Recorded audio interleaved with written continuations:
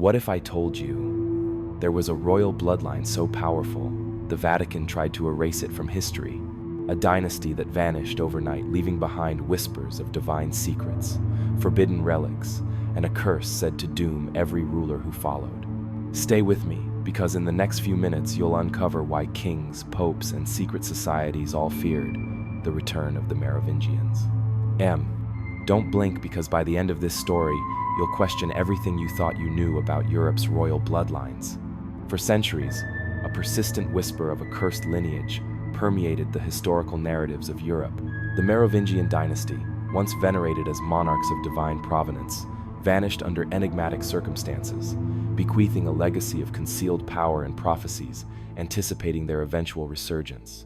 Across medieval courts and within the sanctified chambers of the Vatican, both temporal rulers and ecclesiastical authorities harbored profound apprehension at the mere utterance of their name. The genesis of this pervasive dread remains a subject of intense historical inquiry. One hypothesis suggests that the Merovingians were perceived to possess an inherent, divinely ordained right to sovereignty, thus posing an existential threat to all subsequent dynasties. Alternatively, it is posited that they safeguarded an immensely profound secret, perhaps undisclosed relics, esoteric wisdom, or even a claim to a sacred bloodline, capable of destabilizing the established authorities of both church and crown. This analysis endeavors to elucidate the enigmatic Merovingian Curse, a cryptic inheritance that extends from the early Middle Ages into contemporary conspiratorial narratives, prompting contemplation on whether their potential reappearance would herald salvation or precipitate catastrophe. The Merovingians were ostensibly removed from power, consigned to the forgotten annals of history, their lineage severed. Yet, centuries subsequent to their purported demise, their name continued to evoke a chilling apprehension. These Merovingian kings, characterized by their distinctive long hair, often likened to a crown of mystical potency, possessed origins that few dared to discuss openly. While the destruction of a dynasty typically leads to its swift oblivion, these particular rulers defied disappearance. Instead, their potential resurgence became a recurring specter. Every succeeding kingdom recoiled at the mere thought of the Merovingian bloodline, pondering the existential threat of their return. What if their lineage, rumored to be cursed, still persisted in the shadows, awaiting an opportune moment? Legends possess an inherent tenacity, clinging to historical narratives with the persistence of cobwebs in an ancient cathedral, delicate yet remarkably resilient. The narrative of the Merovingians transcends a mere account of kings lost to time. It profoundly illustrates the pervasive fear generated by their absence. This exploration delves into the enduring echo of that fear. It will reveal a lineage both regal and unsettling, the so-called long-haired kings, whose very blood was believed to possess an otherworldly quality. Their reign was marked by an unusual aura, a confluence of sanctity and suspicion, faith intertwined with murmurs of pagan rituals. Their downfall was not characterized by dignified retreat, but by clandestine assassinations and histories meticulously reauthored by their conquerors. Yet, even these conquerors found no lasting peace. Time and again, across successive dynasties and empires, the Merovingian name resurfaced, akin to a spectral hand persistently seeking entry to the chambers of power. The persistent questions remain. Why were they so feared? What curse was purported to afflict them? And why did every dynasty that supplanted them appear to be haunted by the prospect of their return? For further historical insights, consider subscribing to ensure continued access to the obscure truths that history has attempted to conceal. The narrative commences in the mists of legend, where primordial rivers held symbolic voices and mythical births presaged grand sagas. Prior to their ascendancy as kings, the Merovingians were already perceived as enigmatic. Their origins resemble less the establishment of a royal house and more the inception of an epic saga, recounted in hushed tones around ancient bonfires. Most notably, the tale of Merovec, the eponymous founder of the dynasty, asserts that, depending on the chronicler, he was begotten by a mortal man, a marine entity, or an even more extraordinary progenitor. As the legend recounts, his mother, while bathing in the ocean, was visited by a monstrous creature, a quinator, part bull, part fish. The child she bore, Merovec, was consequently believed to be not entirely terrestrial. Naturally, no reigning power would overtly embrace an origin myth implying piscine features for a founding monarch. Nevertheless, This foundational tale was not merely symbolic. In the early Middle Ages, such birth myths were not dismissed as folklore. They served as potent dynastic branding. Rome possessed its she-wolf, Egypt its Horus, and now the emergent Frankish dynasty had Merovech, a king whose lineage was deemed not merely royal but potentially divine, or perhaps even infernal. The objective was not clarity, but rather the evocation of awe. Merovingian kings governed not solely through strength, but because they were perceived as touched by an unknowable force. Clovis I, Merovech's grandson, was instrumental in transforming this mystique into an empire. His conversion to Christianity, following a battlefield vow, culminated in his baptism into the Roman faith, thereby establishing a precedent that consecrated the Frankish kingdom as a divine undertaking. Yet, even as ecclesiastical authorities celebrated his conversion, an underlying unease persisted. Was this lineage truly and exclusively Christian, or had an older, unbaptized essence permeated the ritual? The ancient stories did not dissipate with the holy water. Indeed, some appeared to intensify. A peculiar detail emerges in the writings of Fredegar, a 7th century chronicler who meticulously adhered to the Merovingian mythos with an almost affectionate precision. He not only referenced Merovech's anomalous birth, but emphasized it, weaving it throughout his account, as if challenging the church to censor him. One ponders whether he genuinely believed the narrative, or merely recognized its profound influence on public perception, transcending mere factual accuracy. This is where the narrative becomes particularly compelling. These tales were not confined to obscure manuscripts. They permeated royal courts, monastic orders, and oral traditions. The concept that the Merovingians were distinctly different, marked, chosen, or perhaps cursed, became deeply embedded in the cultural consciousness of Europe, like a subterranean relic resonating beneath every subsequent throne. Modern historians occasionally dismiss the Quinator myth as a literary metaphor, a later interpolation intended to differentiate the Merovingians from the brutish warlords of their era. However, the question of its enduring prevalence persists. Why did such a narrative take hold?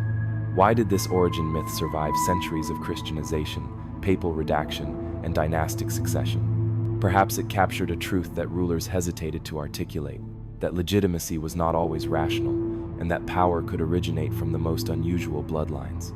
Alternatively, it might have resonated with a deeper apprehension, the fear that within their royal genealogies lurked entities with legitimate claims to their crowns. The Carolingians, who subsequently ascended to power by purportedly salvaging the Frankish realm from Merovingian decline, meticulously emphasized their piety, their structured governance, and their perceived sanity.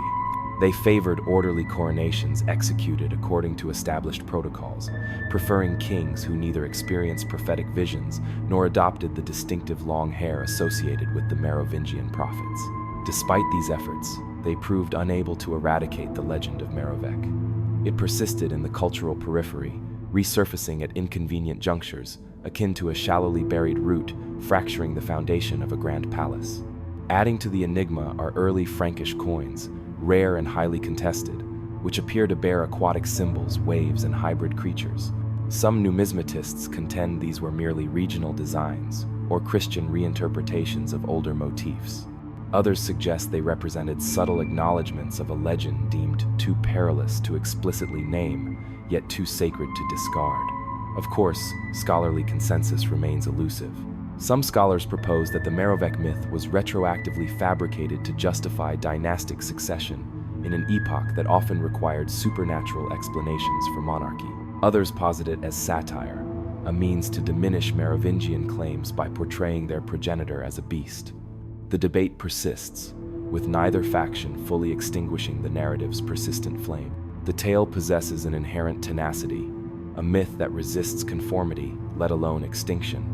This resistance, in itself, warrants significant attention. One might question if the legend was crafted not by the Merovingians themselves, but by those who feared them. A dynasty with a monstrous sire is more readily depicted as unnatural, more easily characterized as dangerous, simpler to suppress, and yet remarkably difficult to entirely forget. From this foundation, the Merovingians forged a mystique unparalleled by any other dynasty in Western Europe. They were not merely kings, they were anomalies. And anomalies, as historical precedent indicates, tend to cast enduring echoes.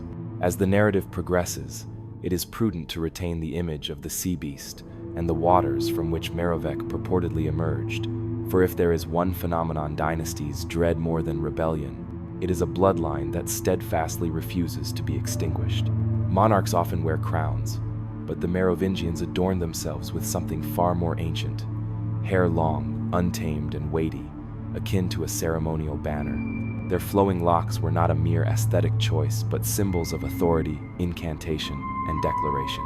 In a world where kingship was forged by military might and sanctified by the church, the Merovingians clung to an even more archaic wellspring of power, the unbroken continuum symbolized by their hair. To shear it was not a matter of sartorial preference. It was an act of dethronement, a profound desecration. In their cultural paradigm, to cut a king's hair was to sever the divine seal upon his lineage. Clovis I, the warlord who became a sainted monarch, bequeathed more than a kingdom. He transmitted a sacred code. His descendants were not to be shorn, not even in disgrace, not even in infirmity. A Merovingian prince with closely cropped hair was tantamount to a living cadaver. Yet this was precisely the fate of many of them. Confined to monastic cells, their heads forcibly shaved by those who had ostensibly pledged to protect them, it appears their captors feared not the individual, but the intrinsic spiritual power. The historical sources convey a tangible tension. Chroniclers, particularly those operating under Carolingian patronage, frequently portrayed Merovingian kings as indolent, merely ceremonial figures, or powerless regents. They disparaged them as roi fainéants, do-nothing kings languishing in opulent halls while the mayors of the palace effectively governed the realm. Nevertheless, these same writers seldom adequately explained why these purportedly powerless monarchs were incarcerated rather than simply executed. Why monasteries? Why the razors? Why not a straightforward political execution? This is where the significance of their hair becomes apparent. According to Gregory of Tours, the Merovingian line possessed a sanctity that rendered outright murder politically inconvenient. Their authority was interwoven with divine favor, however pagan or anomalous its perceived origins. The church may have baptized them, but it never fully subjugated their unique spiritual essence. They were perceived as living relics, part saint, part sorcerer. Consequently, when the Carolingians began their ascent, they opted for a more subtle approach. They clipped the hair, not the head. One of the most profound instances of this occurred during the ascendancy of Pepin the Short, Charlemagne's father.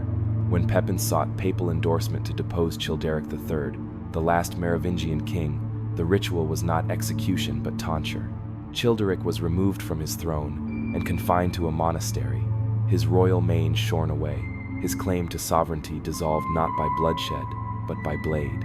The church sanctioned this transition, portraying it as morally imperative and politically necessary. However, why would the Pope need to legitimize a haircut, unless that haircut carried a significance far beyond mere death? This leads to the concept of sacred kingship, an idea deeply ingrained in pre-Christian Europe. Across Celtic and Germanic traditions, monarchs were often regarded as conduits of divine equilibrium, intrinsically linked to the land, the harvest, and the rhythms of nature. In many of these belief systems, hair symbolized vitality, continuity, and even fertility. By stripping a king of his hair, one was not merely diminishing his dignity, one was severing his cosmic connection to the world, in a sense, metaphysically eradicating him. Intriguingly, comparable rituals manifest in other ancient cultures. Samson, in the Hebrew Bible, lost his extraordinary strength when Delilah cut his hair. Certain Egyptian priests maintained shaved heads, while their deities were depicted with elaborate wigs. The consistent implication is that hair embodies inherent power. When permitted to grow unhindered, it functions as a channel. When forcibly taken, it becomes a weapon. However, a crucial nuance exists. The Merovingians did not invent this symbolism, they inherited it. This raises a challenging question. Who were they before Clovis embraced Christianity in the name of Rome? What deeper, more ancient cultic practices did they preserve beneath the Christian veneer? And, more perilously, what did their adversaries genuinely believe about them? A lesser-known epistle from Bishop Boniface, penned in the 8th century, cautions against kings practicing pagan magic and engaging in nocturnal rites. While no specific names are cited, some scholars posit this as a veiled reference to late Merovingian rituals processions, or ceremonies in which hair played a significant role. This is indeed conjecture, yet it conjures a compelling image of monarchs not merely governing, but conjuring crowned not solely by iron or incense, but by something wilder, more ancient, and less amenable to control. The apprehension persisted. It is discernible in the policies of Carolingian successors, who meticulously emphasized coronation rites and the precise mechanics of governance, as if fearing that power might once again devolve to those who required no bureaucracy, only hair and legend. This was an anxiety meticulously veiled in liturgical practice. Even centuries later, in the Gothic romances of medieval Europe, the archetype of the wild-haired prince recurs. Mysterious heirs confined in towers, noblemen with untamed manes who are ultimately revealed as exiled kings. These are not coincidences, they are cultural echoes. And the most resonant echo of all is that of the Merovingians, confined and shorn, yet never quite obliterated. Naturally, not all historians subscribe to the mystical hair theory. Some argue that the emphasis on hair was exaggerated retrospectively, a mere peculiarity disproportionately amplified by idle monks and effusive poets.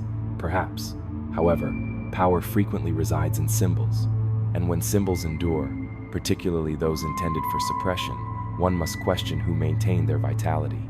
Perhaps it was the populace, perhaps it was the church, clandestinely documenting the perceived threat, or perhaps it was the dynasty itself, lingering like an ancient incantation that never truly dissipates. For in the Merovingian paradigm, a haircut was not merely a sartorial transgression, it was an act of exorcism. The setting is a landscape neither entirely Christian nor completely pagan, where the incantations of monks resonated through forests, still permeated by the influence of older deities. This was the realm the Merovingians governed, not solely through military might, but via a peculiar alchemy of fear, charisma, and sacred ambiguity. Their authority was not merely inherited, it was perceived as being conjured. They were not merely kings of men, they held sway over spiritual intersections. Clovis I, the most renowned figure of their lineage, is remembered for his dramatic conversion to Christianity following a battlefield vow. When facing imminent defeat, he invoked the Christian god of his wife, Clotilda, and subsequently emerged victorious. What ensued was not merely a baptism, it was a comprehensive rebranding. Clovis embraced the rituals conducted in Reims, thereby establishing a template for future French monarchs. In doing so, he positioned himself as both a chosen servant of Christ and an heir to an even older cult of kingship. It was a seamless integration, Roman ritual externally, with something far more primordial underlying it. The Merovingians demonstrated a keen understanding of public perception. They permitted bishops to construct churches, yet retained their ancient counselors, sorcerers, seers, and wise women who offered counsel before battles and births. They harbored holy relics, certainly, but also maintained mysterious tokens whose provenance no cleric could entirely verify. In the court of Childebert, Clovis's son, records indicate the storage of divine cloths and sacred knives alongside the bones of saints. They blurred the distinctions so effectively that even their chroniclers struggled to discern where religious faith concluded and ancient blood magic commenced. A notable incident vividly illustrates this tension. A bishop once accused King Chilperic of sacrilege for altering the sacred chant liturgy. Chilperic, undeterred, rewrote the music nonetheless. What manner of monarch presumes to rewrite the celestial words? Perhaps a man who believes himself to already communicate with the divine. Then there is the matter of relics. The Merovingians were avid collectors, not merely of land, but of bones, saints' bones, martyrs' bones, objects reportedly touched by Christ himself. It was a relentless pursuit against mortality and temporal decay, and the Merovingians sought to prevail. Yet, intriguingly, these relics were frequently safeguarded not in grand cathedrals, but in remote chapels or fortified mountain keeps, as if their significance extended beyond public piety into something of a defensive or protective nature. Were they sacred trophies or spiritual armor? In some instances, the blood of Christ was rumored to run parallel to their own, not metaphorically, but literally. Later, legends asserted a direct Merovingian connection to the bloodline of Jesus through Mary Magdalene, a theory that contemporary readers might dismiss as the stuff of thrillers, yet which possesses roots in medieval whispers. The Magdalene cults of southern France, particularly around Provence, venerated her not merely as a saint, but as an enigmatic figure who had brought something, and possibly someone, with her after the crucifixion. The Merovingians governed this very region. Is this mere coincidence or a carefully cultivated legend? Even their interment practices suggest a dual allegiance. Excavations of Merovingian burial sites have revealed both Christian iconography and unmistakably pagan grave goods, torques, weaponry, and runes carved into wood and bone. Some graves even contained horses, a pagan rite symbolizing status in the afterlife. These were not oversights, they were declarations. We rule both worlds. And this synthesis rendered them profoundly unsettling. The church never fully trusted them. Their power was independent, charismatic, not bestowed by Rome, but self-declared and reinforced through ritual, genealogy, and intimidation. They did not await formal coronation. They simply assumed authority. Bishops might subsequently bless them, but the kings had already established themselves. An obscure letter from Bishop Avitus of Vienne, congratulating Clovis on his baptism, employs cautious language, polite yet measured, as if the church extended a handshake, while simultaneously wary of a concealed dagger. This tension never truly abated. Even when the Merovingians donated lands, founded monasteries, or sponsored missions, their orthodoxy remained consistently questioned. They were perceived as too ancient, too peculiar, too unconcerned with conventional strictures. Perhaps the most astonishing aspect is that the populace revered them precisely for these qualities. The Merovingian aura was tenacious. Tales proliferated of kings healing the infirm with their touch, of visions received in dreams, of long-haired youths born with extraordinary foresight. Some of these accounts were clearly hagiographical embellishments. Others originated from local legends passed down with reverence. In an era of brutal uncertainty, a ruler who seemed partially spiritual offered a perverse form of solace. Yet, this came at a cost. A dynasty that too thoroughly integrates spiritual symbols risks losing control over them. The Merovingians had bound themselves to powers that outlasted kingdoms. And when rivals emerged to usurp their thrones, they could not simply obliterate the lineage. They were compelled to dismantle the underlying mythology. This proved to be a far more arduous task. A recurring motif in Carolingian-era propaganda is that of the sick king. Merovingians were depicted as ineffectual, unstable, or cursed. The implication was clear. Their spiritual power had turned against them. They had ventured too close to the deities they courted and were consequently being consumed. It was a clever inversion. The very mystique that had rendered them formidable now served as evidence of their decay. But was this an accurate depiction, or mere political theater? Some scholars propose that the Carolingians feared not solely rebellion, but rather a reawakening, that the ancient lineage, with its peculiar rites and clandestine tombs, might re-emerge in some form not as a political movement, but as a legend too potent to be suppressed. For in medieval Europe, stories possessed tangible influence. And this particular narrative, that of kings who governed both church and shadow, was never fully interred. Even today, their name evokes a sense of unease, not for their specific actions, but for what they might yet embody. A bloodline that dared to occupy the liminal space between the altar and the forest, between Rome and the void, a kingdom built not solely upon codified law, but upon whispers. The silence preceding the knife is palpable. It manifests in hushed tones, in the lacunae within chronicles, and in the peculiar abruptness with which certain kings disappear from official records, akin to ink absorbed by an unacknowledged spill. Dagobert II represents one such monarch. While neither the first Merovingian to meet an untimely end, nor the last to succumb to ambiguous violence, his demise resonated across centuries, an apparent curse veiled as a coronation. Born approximately around 650 CE, Dagobert was a child of exile.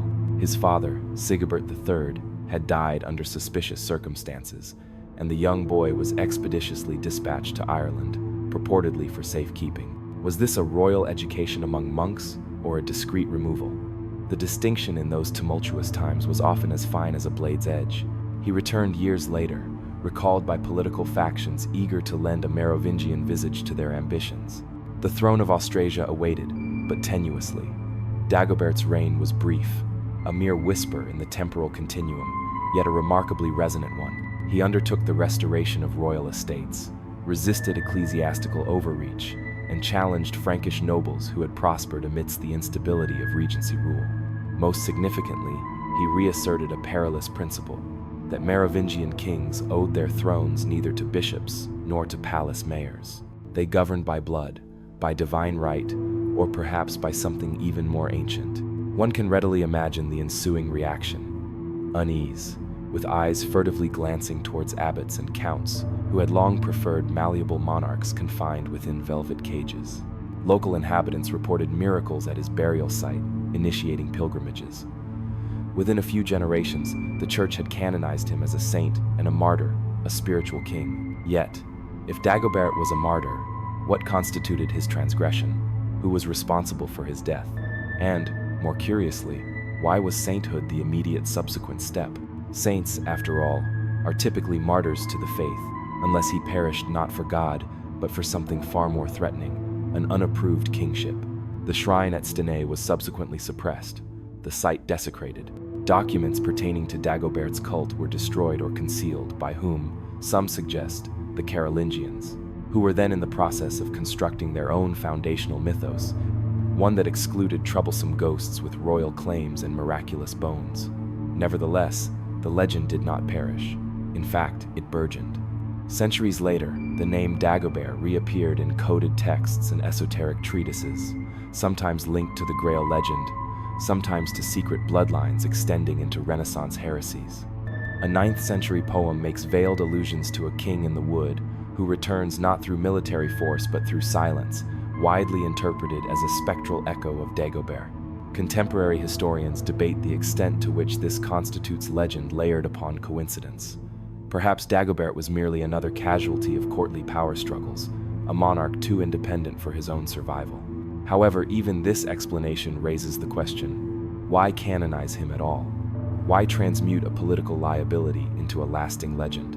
One theory posits that Dagobert's death was orchestrated to contain the problem, that his sainthood functioned as a pressure release valve, a means to mollify public sentiment while surreptitiously curtailing the bloodline's momentum.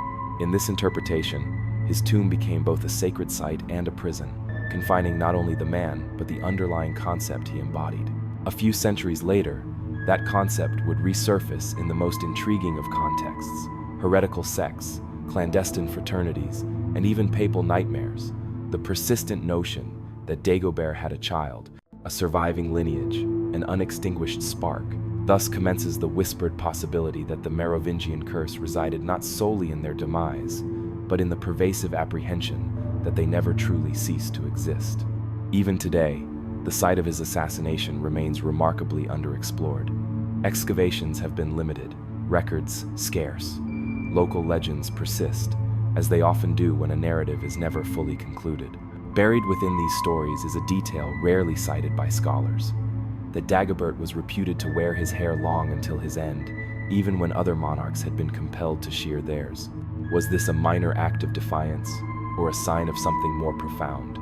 It is here that the inquiry shifts. Was Dagobert II the last authentic Merovingian king, or the harbinger of something entirely new, something that resided not in royal courts but in rumor and resistance? His reign may have concluded in the depths of the forest, but his name transcended those boundaries. The Carolingians sought to close the historical chapter, but an essential page was left blank, and history, as is its custom, found a means to inscribe upon it. Yet, like all inadequately buried phenomena, their narrative refused to remain quiescent. By the time Pepin the Short initiated his decisive move in 751 CE, the Merovingian lineage had attenuated but had not been irrevocably severed. Childeric III formally occupied the throne, at least in theory. He signed decrees and wore ceremonial vestments, but actual power resided with Pepin, who served as mayor of the palace, the highest non-royal office in the realm. This constituted a shrewd arrangement, combining the symbolic presence of a king with the operational control of another. For a time, it satisfied both tradition and ambition. However, Pepin aspired to more, not merely influence or control, but definitive legitimacy, and that is where the inherent conflict began. Because the removal of a Merovingian monarch was not akin to replacing a bureaucrat. Their kingship was believed to be sacred, deriving its authority not from election or conquest, but from ancestral blood and profound myth. To depose such a king without simultaneously dismantling the entire philosophical underpinning of kingship itself would necessitate something profoundly potent, something imbued with holiness. Consequently, Pepin appealed to the Pope. Pope Zachary, influenced by Pepin's envoys, consented to endorse the transfer of power. The rationale asserted that if the individual wielding practical authority was not the rightful king, then the king was king in name only and ought to be replaced. It was a neat, rational, and spiritually expedient justification. With papal sanction secured, Pepin seized the crown, consigning Childeric to a monastery after performing the tonsure. However, the ritual was not merely a political maneuver, it was sacred theater. The Merovingian hair, long revered as a conduit of divine authority, was shorn, the royal vestments removed, the king unmade. In his stead stood Pepin, anointed, validated, and entirely new, the progenitor of the Carolingian dynasty, the father of Charlemagne. This is where the narrative becomes particularly intriguing. The Carolingians did not merely install a new royal line, they meticulously rewrote the past. Monastic scribes, many of whom were financially supported by Carolingian patrons, commenced a systematic recharacterization of the Merovingians as weak, decadent, and inert. They were pejoratively labeled do-nothing kings, idle specters maintained for mere appearances while capable men managed the kingdom. The implication was explicit. The Merovingians had forfeited their moral authority. Their downfall was not an act of usurpation, it was an act of justice. Nevertheless, not all were convinced. Some bishops demurred at the rapidity of the transition. Others questioned the theological contortions required to justify it. After all, if kings were divinely chosen, could a single pope arbitrarily override God's plan? And, more subtly, what of the bloodline? Had Childeric truly lost his inherent right, or merely his political support? This inherent tension manifested in the historical record. In illuminated manuscripts from the period, subtle clues are discernible. Merovingian kings depicted with diminished halos or rendered proportionally smaller than their Carolingian successors. It was insufficient merely to replace them. They had to be spiritually and visually diminished until they no longer appeared suitable for the crown. However, suppressing a lineage is rarely a complete process. Even as the Carolingians ascended, they remained subtly haunted by the Merovingian legacy. Some attempted to claim tenuous Merovingian blood through maternal lines. Others prescribed any mention of the old kings in court rituals, as if uttering their names might conjure them. In certain remote abbeys, the shrines of Merovingian saints, Dagobert among them, remained undisturbed, quietly tended by monks who understood the peril of erasing what had once been considered holy. A curious entry in the Liber Historianorum, a chronicle composed just prior to the Carolingian takeover, alludes to a time when the kings were holy and their blood warmed the land. Later, redactions of this text entirely omit this particular line. Why? Perhaps because it suggested an uncomfortably verifiable truth, that the Merovingians were more than mere figureheads, that their power, once fractured, might still permeate the societal fabric. And then there arises the question no Carolingian dared to voice. What if some survived? The Merovingians comprised numerous cousins, nephews, and distant sons of lesser kings. A few were known to have fled eastward, others vanished from court rolls just before the collapse. One theory posits that a group of minor royals settled in Septimania, a region along the Mediterranean where royal bastards and heterodox individuals tended to congregate, like flotsam upon a cursed shore. The church, too, appeared uncertain. While it publicly endorsed Pepin, subsequent popes adopted a more cautious stance regarding kingship. By the era of Charlemagne, imperial coronation was no longer an internal affair. It necessitated Roman ceremony, papal blessing, imperial regalia, and the entire pageant of borrowed legitimacy, as if compensating for something profound that had been lost, something primal. Even Pepin, as king, never quite possessed the unshakable aura that characterized the Merovingians. He governed with efficiency, but the inherent mystique was absent. His authority required explanation, justification, and legal affirmation. Theirs had simply existed, and this constitutes the fundamental problem of usurpation. One can seize the throne, shear the sacred hair, silence the chroniclers. However, power constructed upon denial invariably casts a prolonged shadow. The Merovingians became that shadow, neither completely deceased nor overtly governing, yet perpetually present. A type of anti-king haunting the thresholds of every Carolingian chapel. subtly smiling from the margins of forgotten texts. This leads to the essential inquiry. Was the Carolingian ascent a natural rectification or an intensely anxious overreach? The historical narrative does not provide a definitive answer. It merely lingers, like the name Merovec, echoing faintly behind the meticulously crafted veil of royal ceremony, a name that steadfastly refused to perish. One might presume that once a dynasty is overthrown, its symbolic hair clipped, its tomb sealed, and its chroniclers silenced, it would remain irrevocably defunct. History, after all, is fundamentally a chronicle of succession. However, the Merovingians steadfastly refused to conform to this script. Their name persisted, not as an object of nostalgia, nor even as a mere symbol of resistance, but as something more ominous, a continuing threat. This was not because they commanded land or armies, but because they had transmuted into myth. And myths do not remain interred simply because the crown changes hands. Long after Childeric III was confined to a monastery and the Carolingian experiment flourished, whispers of Merovingian blood continued to circulate.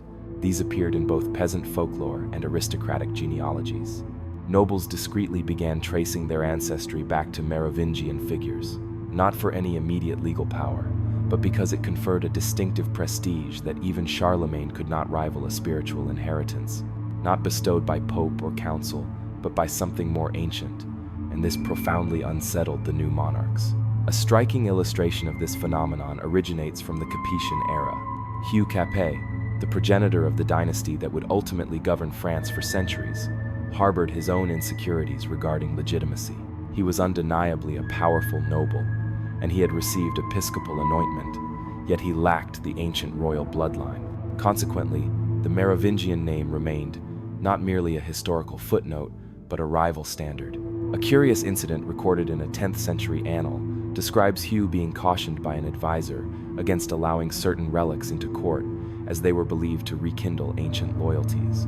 The relics are never explicitly named, the implication being their Merovingian origin. Even more intriguing is the language employed in royal correspondence during this period. Certain terms such as legitimate line, sacred blood, and heir of rule were conspicuously avoided. It is as if these phrases had been quietly retired, not because they were irrelevant, but because they evoked too much. The Church, which had facilitated the Merovingians' removal, found itself in an unusual predicament. It had championed Carolingian rule, sanctioned Capetian ascent, and maintained stringent control over anointing rituals. However, in private, the clergy continued to debate the peculiar sanctity of the ancient kings.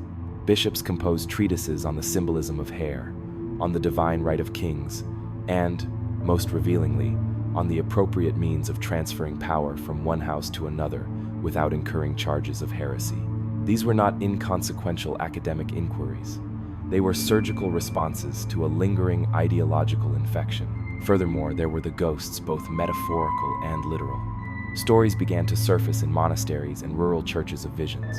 Long-haired kings traversing forests, silent figures kneeling beside ancient thrones, cloaked men depositing offerings at Merovingian tombs. Most were dismissed as mere superstition, yet these tales persisted well into the 12th and 13th centuries.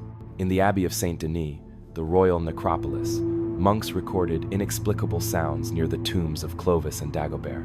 One scribe noted that candles placed near their sarcophagi would occasionally flicker violently, a phenomenon unique to those specific tombs. In an era where relics purportedly bled and saints communicated through dreams, this was not quaint.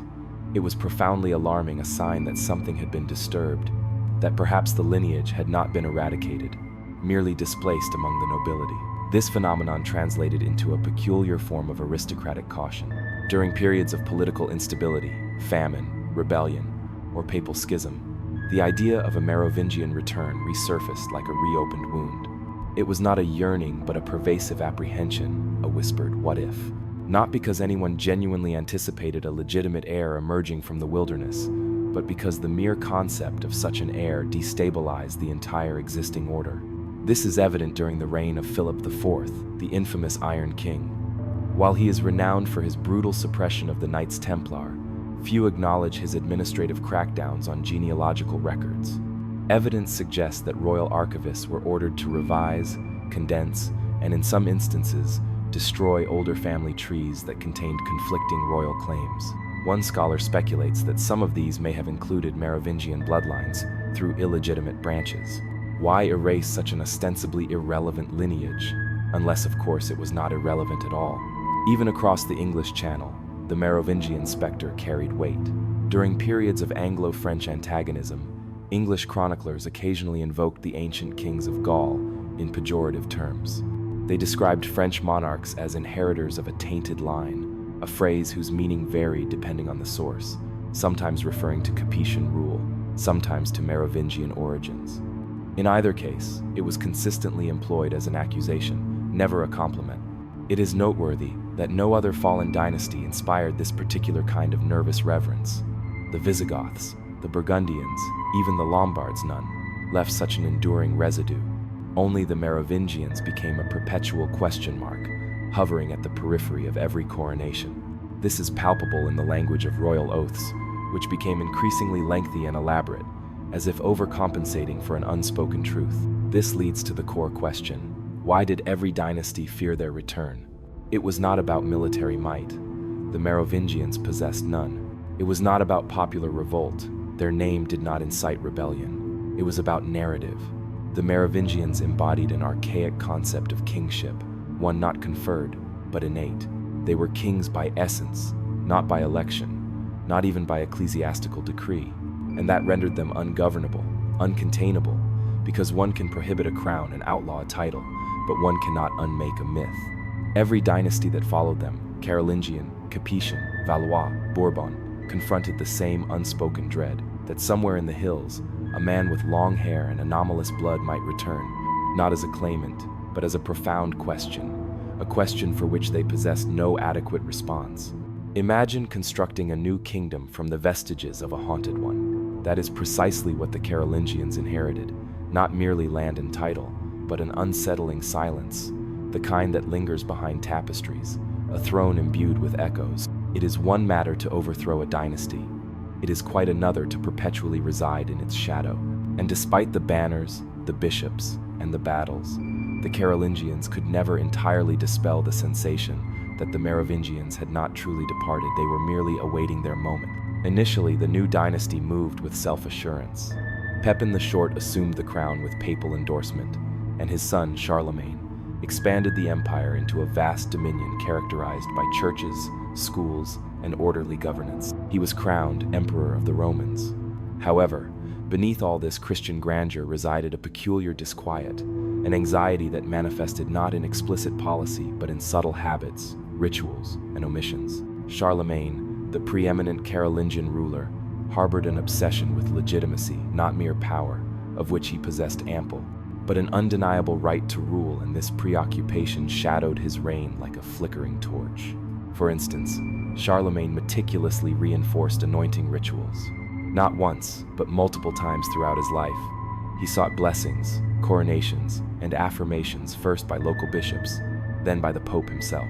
This was not solely an expression of piety, it was an act of deliberate excess, as if no single ceremony could fully exorcise the specter of a dethroned, shorn king. He commissioned the Royal Frankish Annals, a meticulously curated history that underscored Carolingian glory, while minimizing, if not outright erasing, Merovingian prominence. The early kings are referenced, but only cursorily. Their accomplishments are framed as mere precursors to a more righteous era. The implication was clear. They were a flawed prelude, a necessary historical error. However, this anxiety was not solely literary, it ran profoundly deep. A curious letter from Alcuin of York, one of Charlemagne's esteemed scholars, cautions against the enchantment of older kings. He refrains from naming specific individuals, yet the timing is suspicious. Around that same year, Charlemagne initiated a campaign to standardize liturgical texts and hymnals, ostensibly to unify the empire's worship. Nevertheless, many of the regional rites being suppressed were deeply rooted in Merovingian customs. And what of relics? During Merovingian rule, the veneration of saintly remains was characterized by disorganization, decentralization, and considerable ambiguity. The Carolingians sought to purify this practice. Certain shrines were closed, others were brought under royal control. Intriguingly, some Merovingian tombs were left undisturbed, neither honored nor desecrated, simply left alone, as if no one quite knew how to address them. Even in artistic representation, the Merovingians resisted oblivion. In illuminated manuscripts from the Carolingian Renaissance, long-haired figures appear in the margins, unlabeled, not central, yet undeniably present. Scholars debate whether they symbolize biblical prophets or something else entirely. The hair always, the hair recurs. What precisely did they fear? Perhaps it was not a living heir. By Charlemagne's era, no known Merovingian descendants had openly challenged the throne. Yet, bloodlines are enigmatic entities.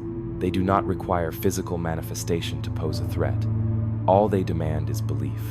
And among the Frankish populace, particularly the rural and economically disadvantaged, the Merovingians retained an aura of mystique. Stories of their healing touch, their divine visions, their connection to ancient deities and forgotten saints still permeated villages like lingering smoke. Charlemagne's solution was to saturate the countryside with monks and mandates. He reorganized dioceses and dispatched missionaries to regions that had purportedly been Christian for centuries. In some areas, they were not eradicating paganism. They were actively pursuing Merovingian memories. A particularly telling incident transpired in Aquitaine, where local nobles resisted adopting the new Frankish liturgy. Their justification was that the old prayers worked just fine. It was subsequently discovered that these prayers invoked saints associated with early Merovingian queens Brunhilda, Bathilda, Clotilda, women who had traversed the line between royalty and sainthood and who, to many commoners, had never ceased their intercessions. Rather than directly confronting the practice, Charlemagne issued a broader decree concerning foreign errors. The offending texts were ceremonially burned.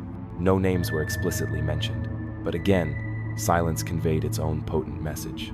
Even Charlemagne's celebrated imperial coronation in 800 CE carries a subtle hint of overcompensation. Crowning himself emperor of the Romans may have represented the ultimate assertion of power, but it also circumvented the awkwardness of being a Frankish king without a clear, unblemished Frankish bloodline, or at least without the specific, revered Merovingian lineage.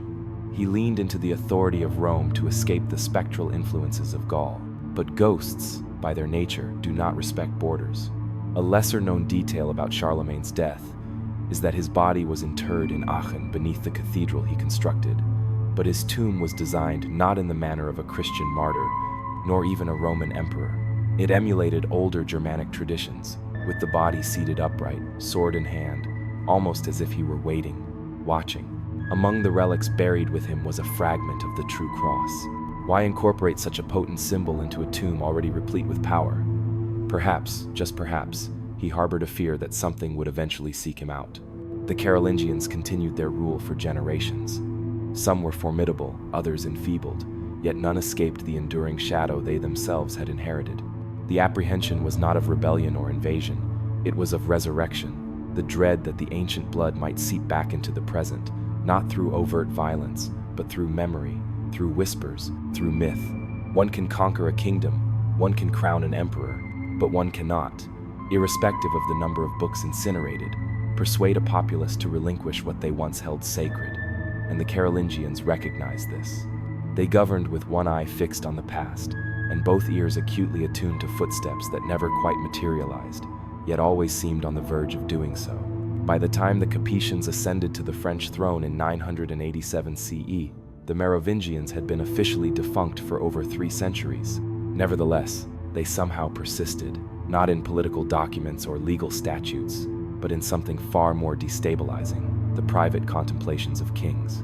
For the Capetians, who wore their crowns during an era of nascent printing and shifting power dynamics, the Merovingians were no longer merely a curiosity relegated to forgotten chronicles. They constituted a threat, a mythic standard of legitimacy that could never quite be replicated, yet could still be invoked by others. Hugh Capet's rise represented a pivotal juncture in medieval France, signifying a transition from the Carolingian legacy to a more bureaucratic, more ecclesiastical form of governance. He was a pragmatic political king, a consensus candidate. However, a problem persisted. While the church and the nobility accepted his rule, the common populace, the farmers, the villagers, the monks in remote priories still recalled a different archetype of king. One sanctified not by papal unction but by the enigmatic tales passed down by hearths. Kings who healed the infirm, conversed with saints, and never severed their hair, the Merovingians. Hugh Capet, and his successors never directly challenged these narratives. They did not need to. Instead, they implemented a subtle policy of erasure through avoidance. They did not deny the Merovingians. They simply refused to mention them in court rituals. Early Capetian charters conspicuously omit any reference to Frankish royal history. No invocations of Clovis, no allusions to Dagobert, not even a passing acknowledgement of the once celebrated founder, Merovec. A royal silence was meticulously maintained. However, history possesses a peculiar sense of irony. As the Capetians endeavored to distance themselves from the Merovingian specter, they found themselves intricately entangled within it. In the early 11th century, a peculiar heresy arose in southern France. The Cathars, distinguished by their dualist theology and rejection of Catholic hierarchy, were accused, among other tenets, of venerating an ancient king who had been unjustly dethroned and whose descendants continued to exist in obscurity. Most historians dismiss this as mere coincidence, yet the terminology employed is remarkably familiar. Some even suggest that certain Cathar sects regarded the Merovingians not solely as royal figures but as messianic ones, the true anointed bloodline, the kings who had been prematurely removed. This constituted perilous ground. The Capetians were still consolidating power. Their claim, while supported by bishops, was tenuous in terms of direct bloodline. They were nobles elevated to kingship, not heirs in the traditional sense. And in a world where lineage remained paramount, the notion that an alternative line, one hidden, persecuted, perhaps even sacred, might re-emerge was more than troubling. It was catastrophic. Consequently, they resorted to the strategy employed by all apprehensive dynasties. They constructed churches. In the decades following Hugh's coronation, the Capetians embarked on an ambitious program of cathedral construction and relic acquisition, not solely out of piety, but to control the spiritual narrative. By accumulating saints' bones, commissioning revised hagiographies, and appointing bishops loyal to the crown in key regions, they tightened the ideological grip on popular memory. In essence, they rebranded holiness. The Merovingians, meanwhile, were entirely excluded from this new catalog. A striking example lies within the shrine of Saint Denis. The basilica, traditionally the interment site of French kings, had once honored both Merovingian and Carolingian monarchs with elaborate inscriptions and carved sarcophagi. However, during Capetian renovations, several Merovingian tombs were discreetly relocated or left unmarked. In some instances, their names were entirely effaced from the stone slabs. Monks recorded complaints that the old kings have no place, though their remonstrances seldom extended beyond the cloister walls. Yet, the more deeply the Capetians sought to enter the Merovingians, the more their specter seemed to ascend. In folklore from this period, narratives of the hidden king began to reappear. In Burgundy, a legend emerged of a noble child born with a birthmark resembling a serpent, a sign, according to some versions, of Merovingian descent. In Auvergne, elderly women recounted tales of a king asleep beneath a hill, awaiting the day when the land was sufficiently purified to receive him once more. These were not isolated fables. They formed a discernible pattern, the imminent return of the ancient blood. The Capetians responded with legal measures. In 1108, under King Louis VI, a decree was issued prohibiting the public discussion of unauthorized genealogies. The wording was vague, but its intent was unambiguous. Bloodlines, particularly those linked to alternative royal claims, were now considered state secrets. To trace one's lineage to a prescribed line was deemed not only imprudent but seditious. Interestingly, during this same period, certain noble families quietly commissioned private family trees that included names such as Clovis, Childeric, and Merovec. These were not intended for public display. They were safeguarded in parchment rolls hidden within estate archives. What were they preserving? Pride, identity, or a strategic advantage to be employed should the political landscape shift. Concurrently, troubadours began incorporating veiled references to long-haired kings and hidden heirs into their compositions. A popular 12th century lyric recounted a prince in chains of gold, with locks unshorn, whose name the stars still know. The church attempted to censor such verses, yet music possesses a singular ability to circumvent scrutiny. And what is song, if not a subtle form of rebellion? By this point, the Capetians had ruled for over a century, yet the underlying tension persisted. They possessed castles, courts, and armies, yet they still governed under the shadow of an absence. The Merovingians were no longer a political entity. They were metaphysical, a ghostly void in the logic of kingship, and no cathedral, no charter, no pope could entirely fill it. Thus, the Capetians continued their building endeavors. They founded the University of Paris. They reformed monasteries. They intensified their promotion of royal sanctity. However, in doing so, they only deepened the silence, the very silence that had commenced with Hugh Capet's initial coronation, and which continued to echo in every chapel that refrained from speaking of those who had preceded them. For sometimes, the greatest threat to a king is not a rival wielding a sword. It is a myth possessing a face. In a world already steeped in mystery, the Knights Templar meticulously ensured that a sufficient number of questions remained unanswered. They were warriors consecrated to God, custodians of relics, architects of immense wealth, and potentially the guardians of a bloodline that the Church had long hoped to relegate to oblivion. At first glance, their history and that of the Merovingians appear distinct. One culminates in quiet exile, the other in a dramatic conflagration of heresy trials and immolations. However, upon careful examination, their narratives begin to converge, not superficially, but deeply in whispers, symbols, and vanished documents. This convergence was precisely the kind that unnerved monarchs. The Templars were formally established in the early 12th century as a military order dedicated to safeguarding pilgrims journeying to the Holy Land. Yet, with remarkable rapidity, they evolved into something far more multifaceted: a vast banking network, a clandestine society, a shadowy entity operating within the Church, and, according to some, conservators of forgotten truths. Their swift ascension bestowed upon them extensive landholdings, immunities, and most crucially, a degree of autonomy. They were accountable solely to the Pope, a hierarchical structure that invariably engendered resentment among secular kings. Consider their genesis, Jerusalem, a city saturated with overlapping claims religious, royal, and prophetic. The Templars did not merely contend for control of the city, they literally excavated beneath it. Contemporary accounts suggest they undertook years of excavations beneath the Temple Mount. What were they seeking? Gold, relics, or something far more unsettling, a legacy that could potentially subvert every crown in Europe? This is where the Merovingians re-enter the narrative. During this identical period, peculiar documents began to circulate in certain monasteries, genealogies, gospels, and histories that linked the Merovingian line, not merely to Clovis, but to biblical personages. Some even posited a direct lineage to Jesus through Mary Magdalene. Most contemporary historians attribute these to medieval myth-making and subsequent embellishments, a reasonable assessment. However, the temporal alignment is striking. The Templars were active in the East, while these legends gained considerable traction in the West, and aristocratic families across Occitania began discreetly revising their family trees. In the region of Rennes-le-Château, narratives emerged of concealed treasure not solely in the form of gold, but in parchments and seals alluding to a hidden heir. This area possessed Templar connections.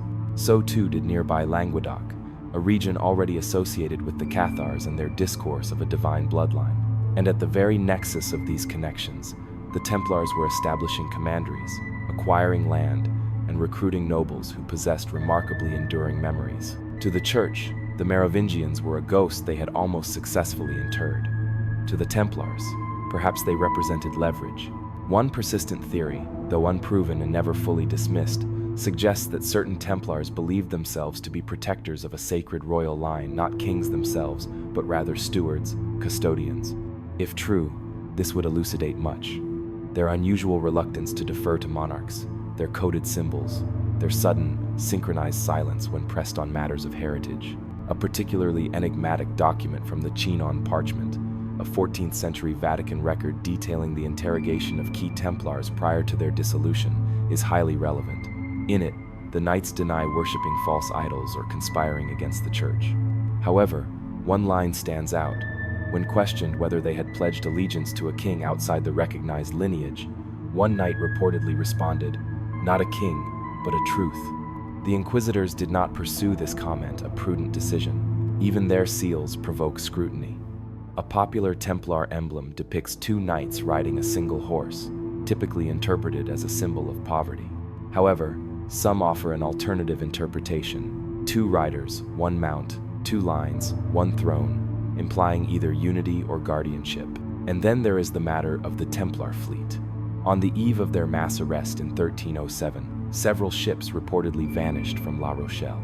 They disappeared with men, treasure, and potentially something more, a relic, a document, a person. No official records specify their destination, but legend claims they sailed west or south, perhaps to Scotland or across the ocean, or into the realm of myth. Philip IV of France, the very king who orchestrated their downfall, had long been apprehensive of Templar power. However, more profoundly, he feared their secrets. What could compel a monarch to arrest hundreds of knights in a single morning, to risk conflict with the Pope, to employ torture for answers he never seemed to obtain? Perhaps he was pursuing a phantom, or attempting to suppress a rumor before it solidified into an irrefutable belief. Centuries later, the Templars would be mythologized by occultists and novelists alike, woven into narratives of holy grails, lost gospels, and hidden bloodlines. While easily dismissed, beneath the layers of fiction lies a persistent kernel of discomfort, that the most powerful military order in Christendom may have been safeguarding something that could not be eradicated, not by fire, not by trials, something that wore no crown but possessed an undeniable claim. The Merovingians had long since departed, but the concept of them unbroken blood, sacred kingship, divine right, had found new armor in white mantles and red crosses. And when the Templars fell, they did not proclaim rebellion. They whispered just enough to keep the narrative alive, ensuring that every king after Philip would experience a slightly less peaceful slumber. It is frequently asserted that the Church ultimately authors the definitive version of history. However, what is less often stated, what is only whispered in the quiet recesses of archives and beneath the accumulating dust of neglected shrines, is what the Church deliberately chooses to omit.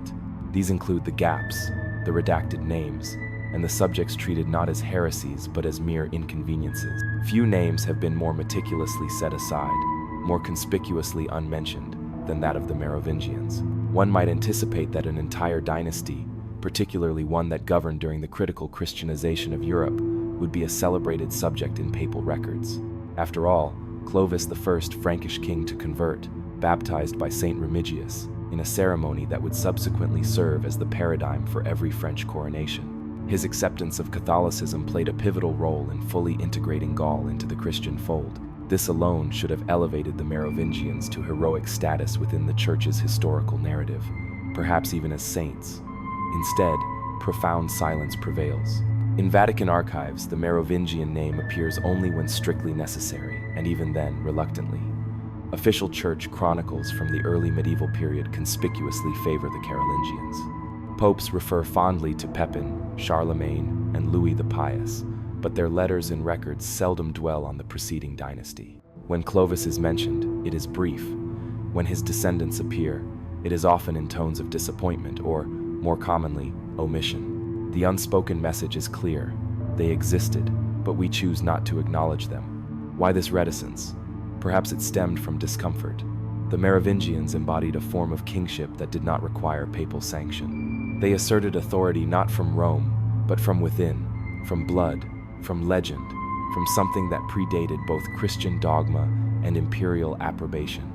They were kings who never sought permission, and for an institution that had diligently striven for centuries to mold monarchs into obedient sons of the Church, this inherent independence posed a significant threat. Consider the saints. Many Merovingian figures were canonized, Clotilde, Bathilde, Dagobert II. However, the Church treated them as isolated cases, their personal sanctity divorced from their dynastic legacy. There was no widespread feast of the Merovingians, no cohesive narrative linking the entire lineage to divine providence. Even in hagiography, they were portrayed more as tragic exceptions than as sacred heirs. And when theological texts did venture into discussions of bloodlines, they did so with extreme caution. The concept of sacred kingship had to be rigorously circumscribed. St. Augustine's City of God left scant room for inherited rule through mysticism or birthright. Authority was to be derived from virtue and ecclesiastical alignment, not from hair length or mythical oceanic ancestors. The Merovingians simply did not conform to this prescribed blueprint. It was not merely what the Church refrained from praising, it was what it actively filtered. In 13th century inquisitorial manuals, inquisitors are cautioned about heresies involving alternate genealogies and the sanctification of lines outside the apostolic tradition. Again, The Merovingians are not explicitly named, but the wording is familiar, vague enough to apply broadly, yet precise enough to include those who trace their lineage back to Clovis or to Mary Magdalene. By this juncture, the Magdalene legends had indeed begun to proliferate in earnest. Southern France provided fertile ground for such narratives. Stories of Mary Magdalene arriving by sea, of her raising children, of her blood mingling with that of Frankish nobles.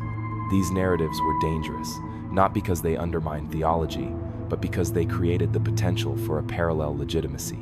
If a royal lineage could claim direct descent from Christ himself, then the Pope would no longer serve as the sole arbiter of holy succession. Kings would possess their own divine mandate, independent, ancestral, untouchable. This leads to the most peculiar omission of all. There is no official papal condemnation of the Merovingians, not even at the zenith of Carolingian power. One would assume that if they were deemed heretical, unfit, or spiritually perilous, Rome would have unequivocally declared it. Instead, it averted its gaze, akin to a room where an unpleasant odor lingers and no one wishes to confront its source. Why not openly challenge them? Perhaps because confronting a myth only serves to amplify it. Perhaps because the Church lacked a clear strategy to vanquish a dynasty that was already largely legendary. One can dispute with a heretic, one can excommunicate a pretender, but how does one silence an ancestor, especially one who speaks through ruins and relics, through forgotten bloodlines and the murmurs of commoners lighting candles in crumbling chapels? An unverified anecdote, of course, recounts that Pope Sylvester II once referenced the Merovingians during a clandestine council.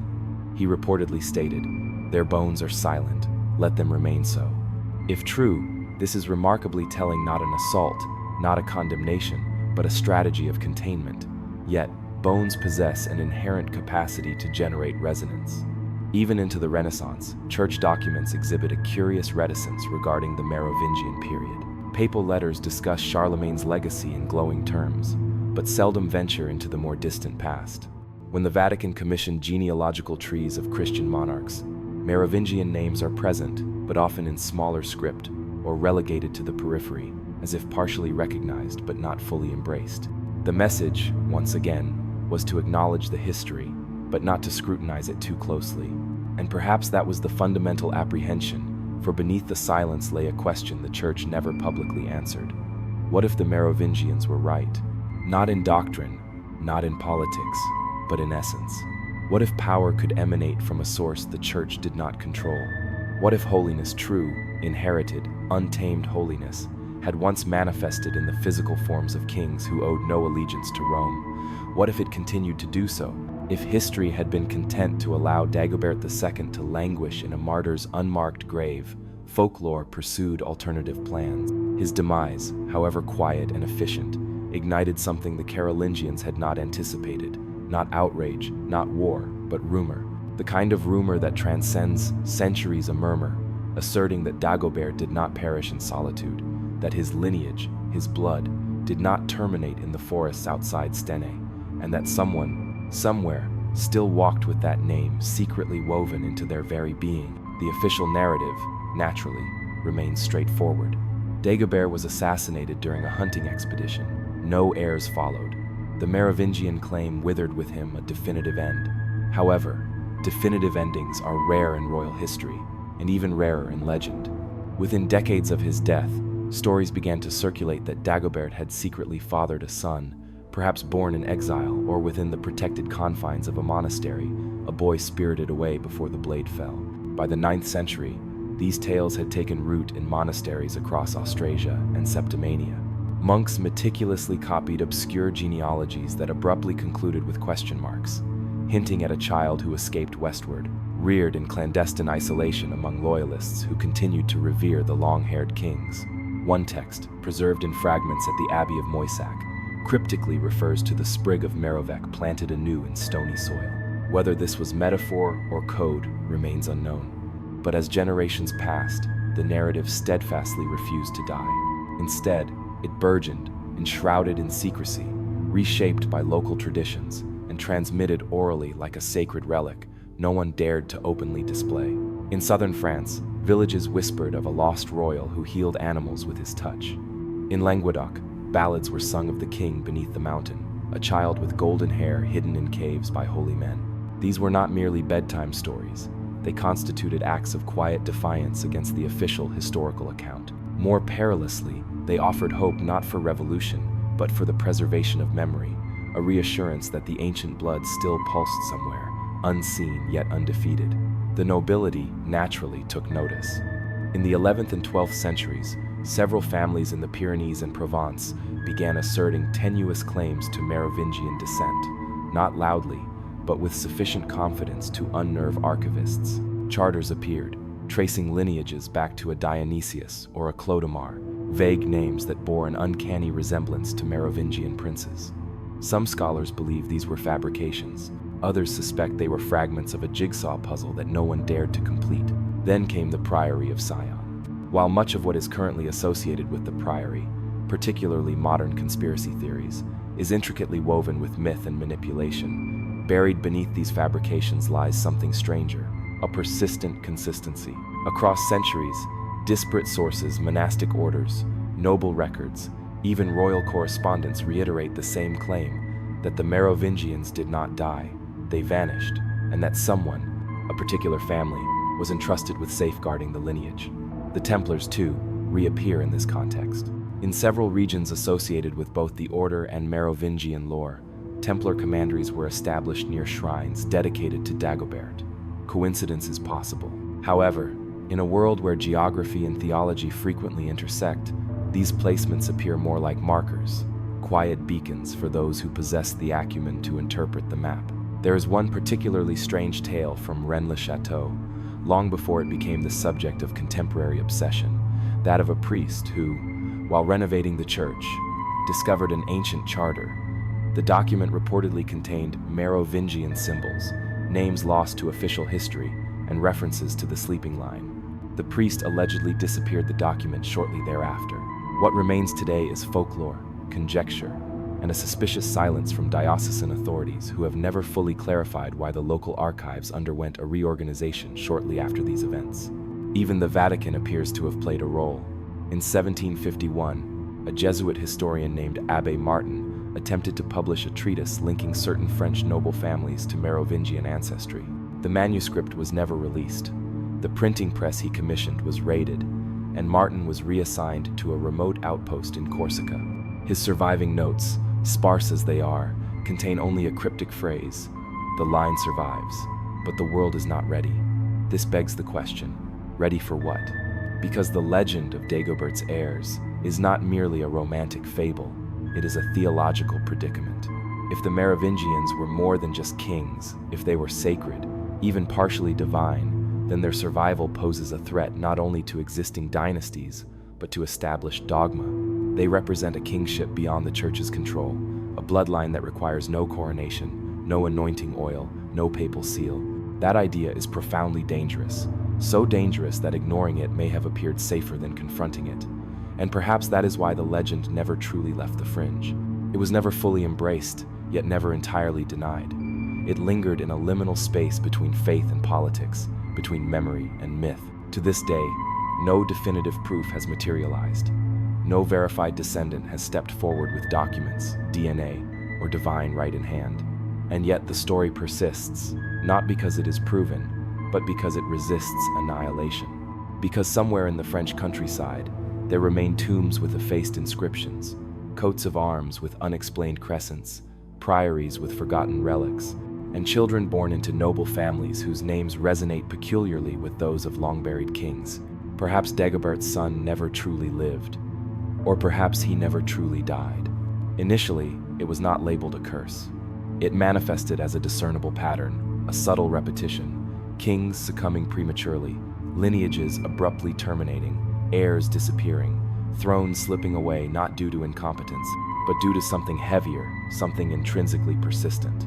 Over time, that pattern began to articulate its own name, a curse born not of sorcery, not proclaimed in trials or sermons, but spoken softly, like an inheritance no one desired to claim.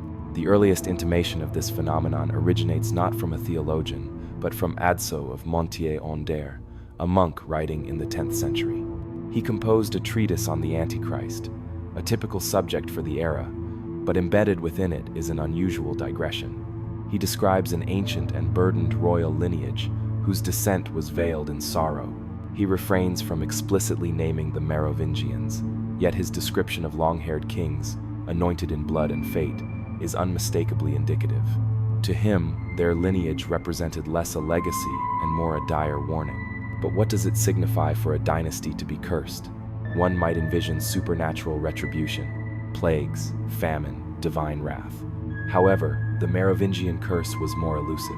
It was not a thunderclap from heaven, it was eradication. The pervasive sense that every attempt to preserve their power was met not with failure but with oblivion, akin to a name carved into stone that gradually crumbles while adjacent stones endure. The narratives began to accumulate. Chilperic was assassinated, Sigebert was poisoned, Dagobert II was murdered during a hunt. Even the surviving members of the lineage were rarely permitted to live freely.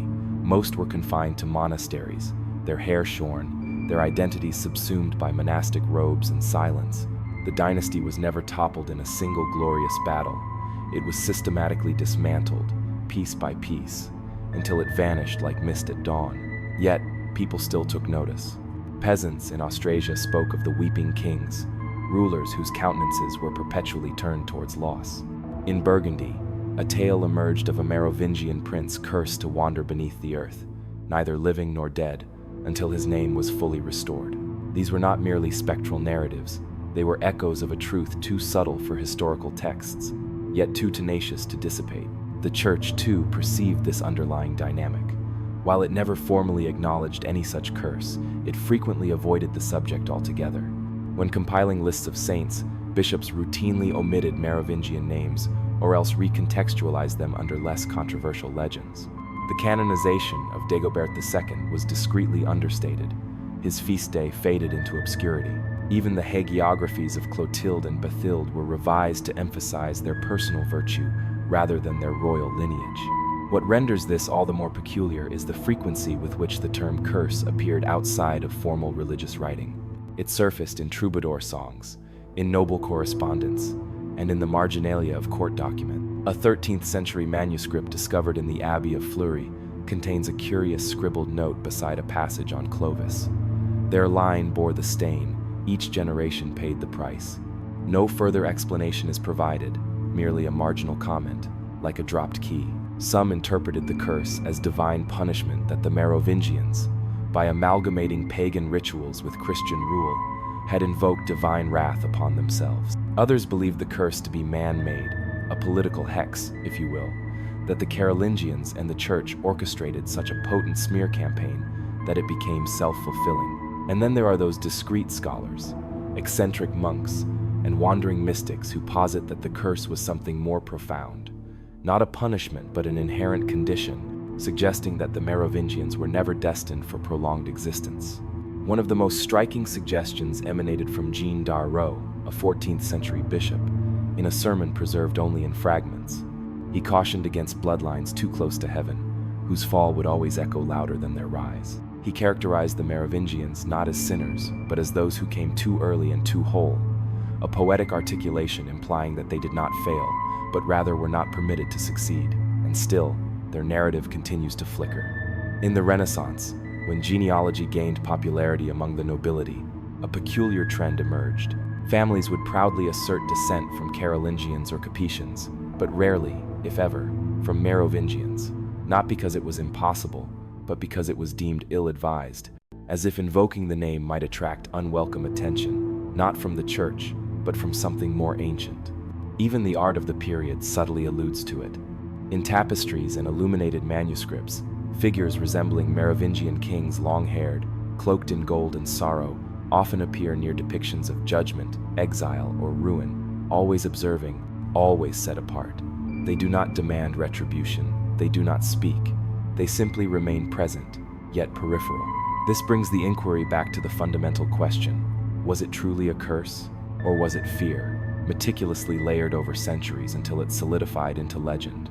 Fear that somewhere, the lineage had not truly ended, that a descendant still walked, that a king, authentic, uncorrupted, unburdened by Rome, might emerge and reclaim what was once lost, not with armies, not with scripture, but with his name alone. The Merovingians were not annihilated. They were interred alive in the collective cultural subconscious. And for those who listen intently, that ground still subtly shifts. For the nature of curses is that they need not be real. They merely need to be believed. A fundamental distinction exists between being a ruler and being destined to rule.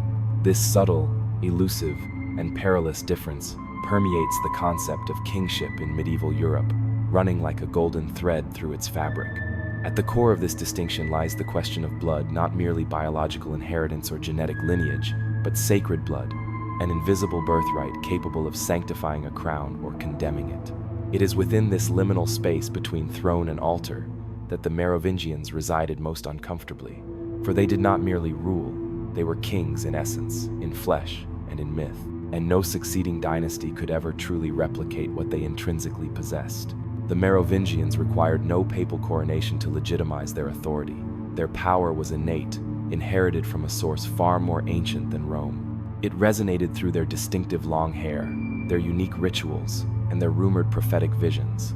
In embodying this, they represented a form of kingship that rendered later dynasties Carolingian, Capetian, Valois, Bourbon comparatively bureaucratic. Theirs was the kingship of legend, the kind that demands no explanation because it is intrinsically self-evident. Clovis I, frequently celebrated as the first Christian king of the Franks, was not merely a political figure. His baptism was perceived as a spiritual event of continental significance. However, the ritual itself did not establish his kingship. It merely validated what his people already believed, that Clovis, and by extension his bloodline, possessed something extraordinary, not moral superiority nor theological insight, but sanctified inheritance, the inherent right to rule by being. Later monarchs attempted to emulate this, but it never fully resonated. Charlemagne had his coronation meticulously scripted and blessed, yet it required two distinct attempts, first by Pope Leo III, then years later by his own descendants. In an effort to assuage lingering doubts, the Capetians introduced elaborate regalia and sacred oils, striving to imbue the crown with mystical power through ritual. However, the Merovingians did not perform kingship. They embodied it as an intrinsic aspect of their being. This is where the theory of sang real, royal blood begins to intertwine with political discourse. Literally translated, it signifies royal blood. However, as it permeated legend, it acquired additional meanings: holy blood, true blood, hidden blood. The term gained traction in the High Middle Ages, particularly as Grail lore emerged, suggesting that lineage and sanctity were not antithetical, but rather reflections of the same mysterious inheritance. The Merovingians, by then long deceased, found themselves resurrected within this narrative. They were recharacterized not merely as fallen kings, but as vessels, containers of something ancient, something potentially divine. Scholars dispute the veracity of these claims. Were they merely the invention of later Romanticism? Probably. Yet, why do so many genealogies, both official and unofficial, nervously circle around the Merovingians? Why do certain noble houses privately insist on tracing their lineage, not merely to Charlemagne, but beyond him? Why do even contemporary royal claimants occasionally employ phrases like Frankish descent as if revealing a lineage just obscure enough to evade intense scrutiny? The Church's unease with this concept was justifiable. If kingship could exist independently of clerical blessing, what then was the overall role of the Church? Worse still, if that kingship was linked to blood unalterable, untransferable, sacred, then no election, no papal decree, no alliance could genuinely create a king, only birth could. And that pivotal birth had already transpired centuries ago to a family no longer in power.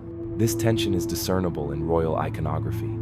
Carolingian kings are frequently depicted receiving crowns from saints or angels, signifying divine authorization. Capetians kneel before bishops, enveloped in the golden halos of obedience. However, in the rare surviving Merovingian imagery, the kings stand upright, alone, their authority unmediated, their halos faint if present at all. This suggests not an absence of piety, but the distinct presence of something else entirely. This posed a profound challenge for subsequent rulers. For if the Merovingians truly embodied a sacred kingship, if their inherent right to rule originated not from conquest but from their very essence, then their eradication was not merely a political shift. It constituted a cosmic imbalance, a deviation from a divine order. and the consequences, some believed, would reverberate eternally. A lesser-known medieval manuscript housed in the Vatican archives, never published, rarely studied, alludes to the wound in Europe. It does not explicitly name the Merovingians, but it describes a lineage prematurely severed, a royal branch planted in faith but pruned by fear. It laments not the collapse of a dynasty, but the loss of a fundamental design, as if something preordained had been undone. Whether this represents metaphor or prophecy remains unknowable. However, what is certain is this: the concept of a true bloodline, sanctified not by the church, not by conquest, but by its very origin, has never truly dissipated. It persists in the margins of history, in forgotten family trees, in Grail romances, and in the subconscious of European memory.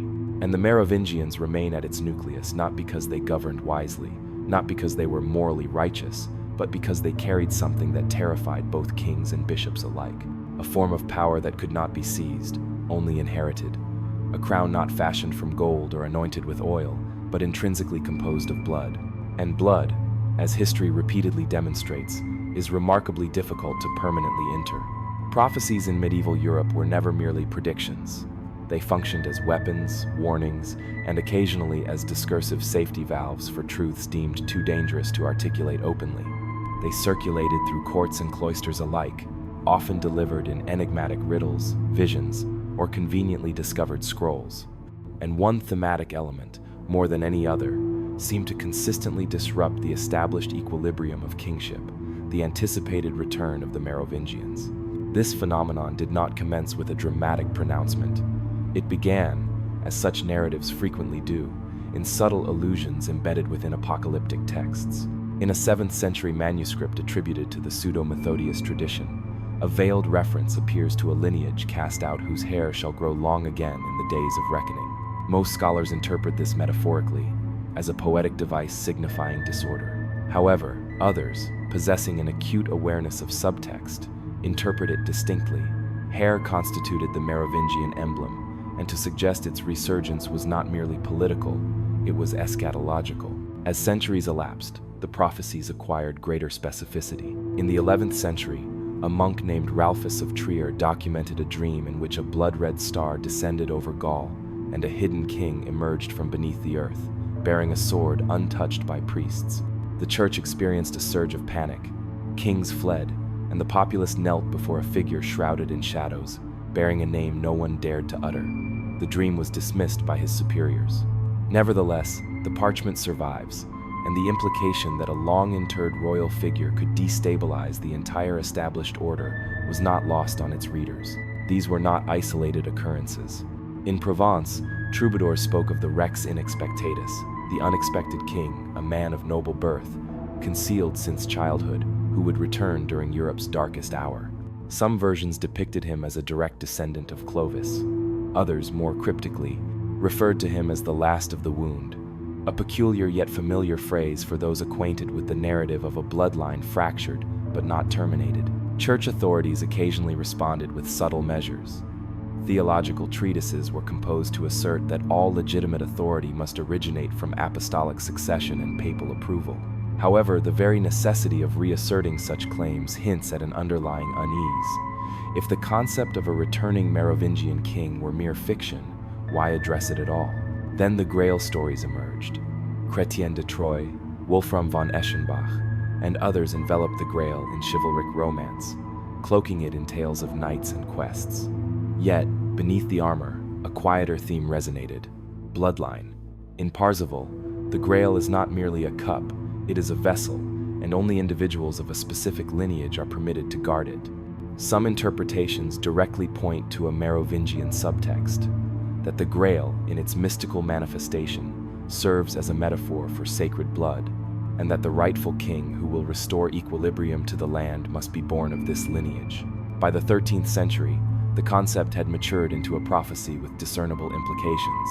In a series of texts collectively known as the Great Monarch Prophecies, circulating primarily in monastic circles, a figure termed the Great King of the Last Days is described in laudatory terms: wise, hidden, untainted by the corruption of contemporary courts. He is envisioned as restoring balance, overthrowing tyrants, and ushering in an era of peace, not through treaties but through inherent authority. Intriguingly, his origins are consistently vague. Sometimes he emanates from the east, sometimes from a mountain monastery. Frequently, he is of ancient Frankish descent, but no specific family name is ever provided. And in every instance, he is depicted as a figure who does not claim the throne but is universally recognized upon his appearance.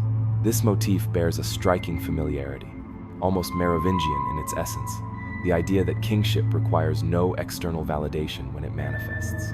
Unsurprisingly, the church was divided. Some clergy embraced the great monarch concept, interpreting him as a divine agent destined to purify the church and vanquish the Antichrist. However, others apprehended the implications. If this king were to ascend without papal coronation, if he came not to serve the church but to rectify it, what position would Rome then occupy?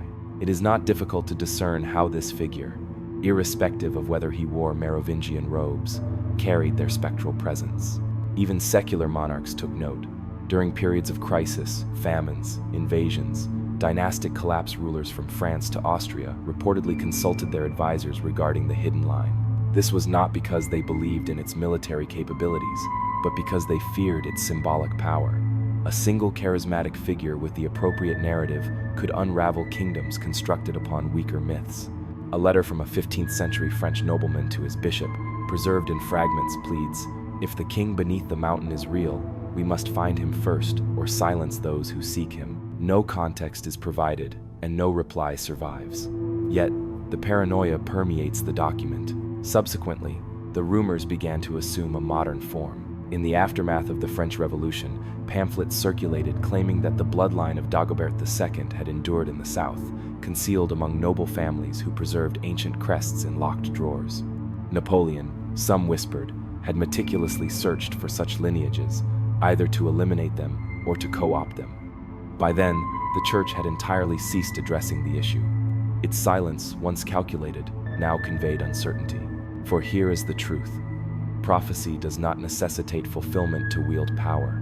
It merely requires apprehension. And the Merovingians were no longer simply kings.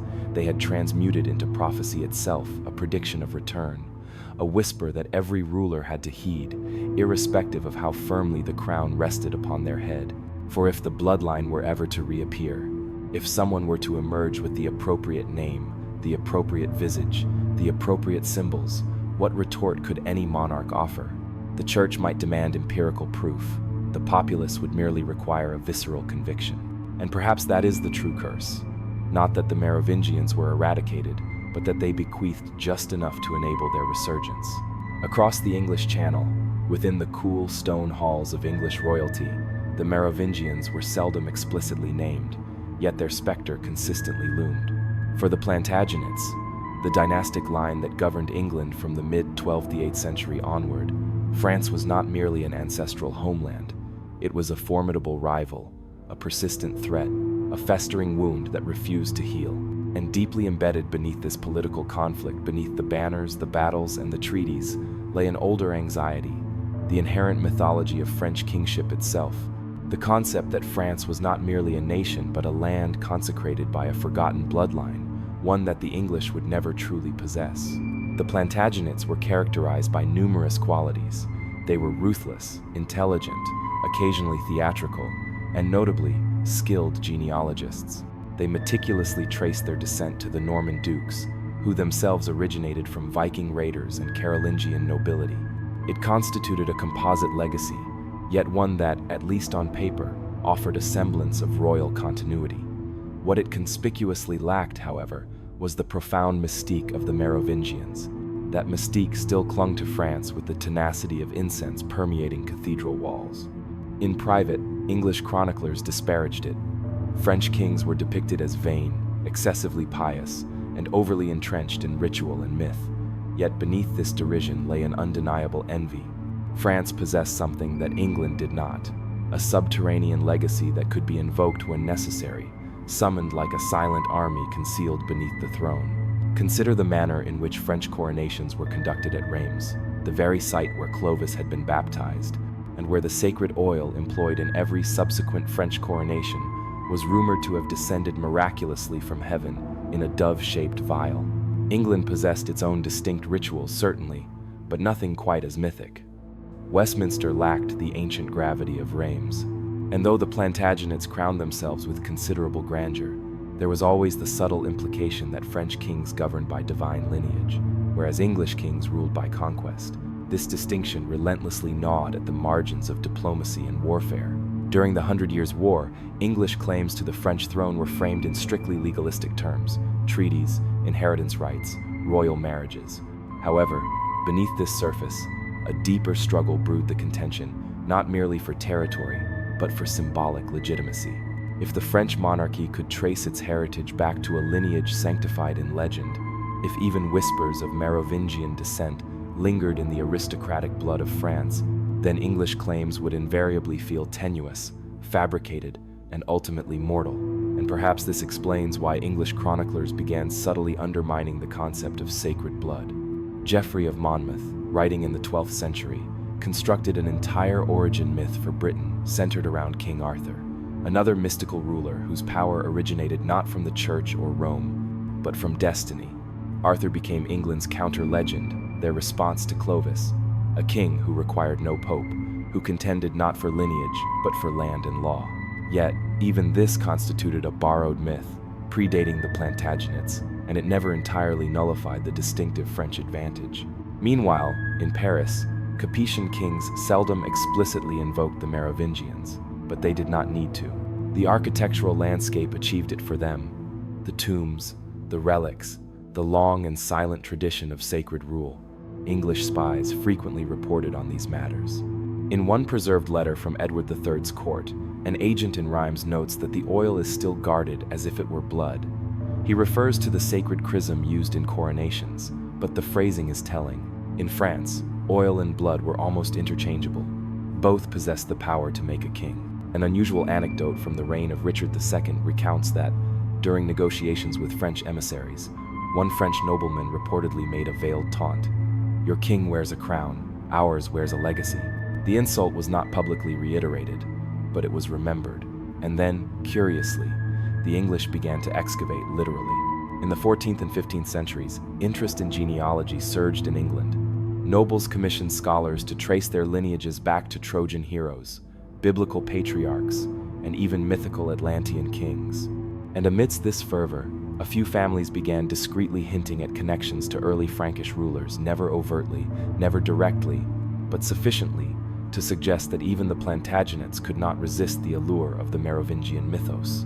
It is revealing that during the Wars of the Roses, a dynastic struggle as brutal as any in French history, the question of sacred kingship resurfaced. Prophets, astrologers, and perceived madmen traversed the countryside, speaking of a hidden king, a true heir, a child of ancient blood. The rumors were not new, they merely assumed new guises, but behind them, the ancient apprehension returned. That kingship devoid of inherent essence was perpetually on the precipice of collapse. Thus, France remained more than a rival.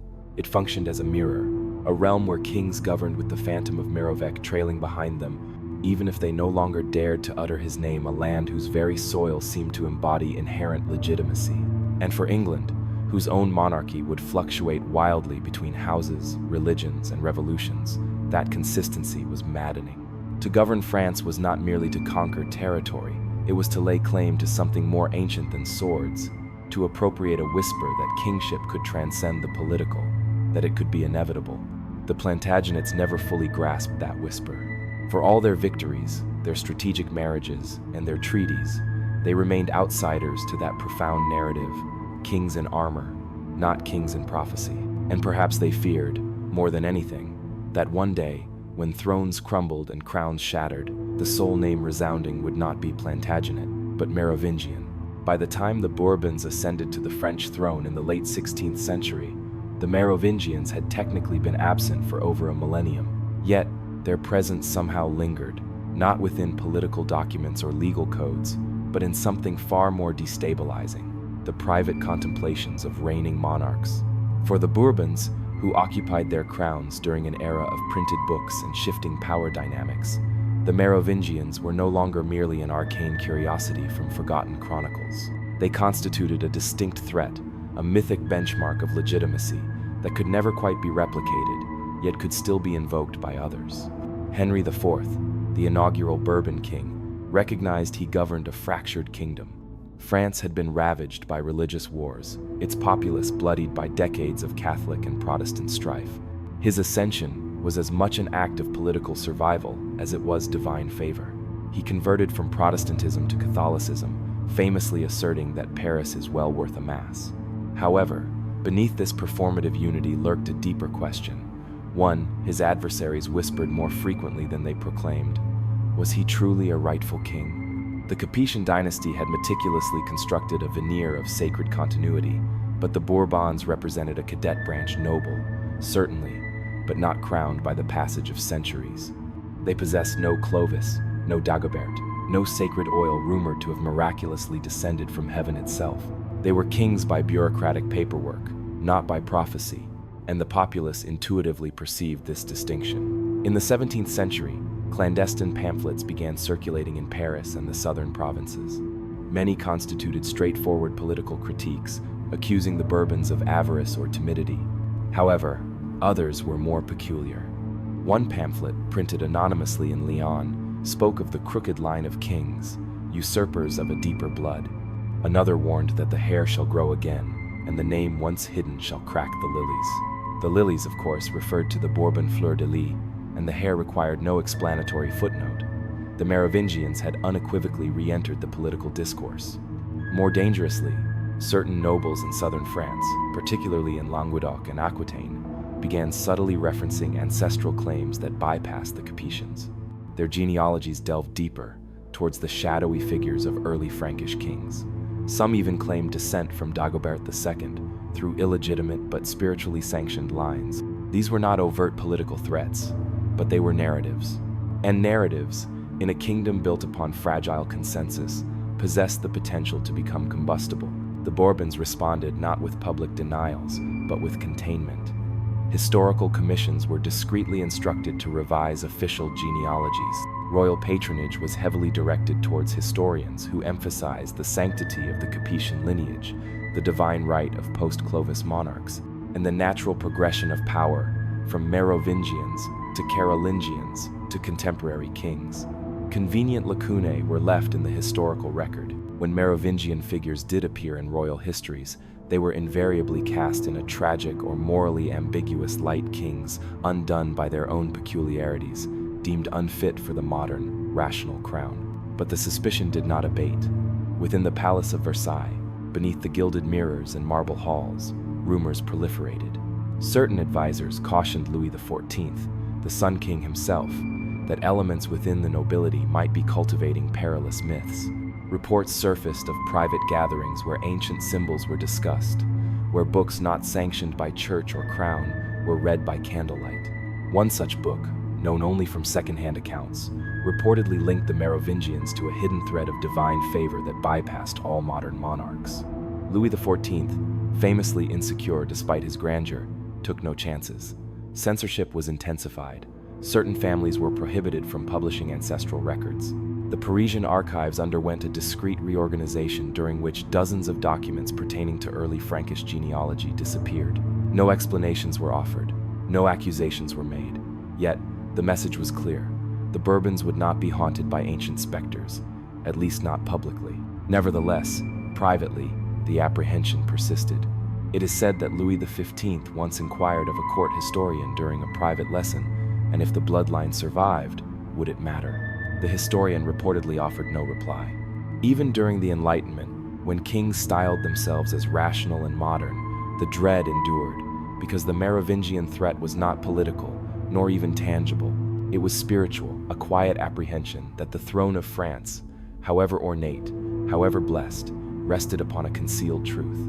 That somewhere, the authentic king still existed, not in power, but in essence. The revolution would subsequently transform these tensions into violent upheaval. But prior to the guillotine, before the Republic, before the cries of liberté, égalité, fraternité, something far older stirred beneath the foundations of Bourbon rule. Not rebellion, not philosophy, but memory. And memory in France was a perilous force, especially when it manifested as long hair and whispered of a time before the church chose kings, when kings simply times were asterisk.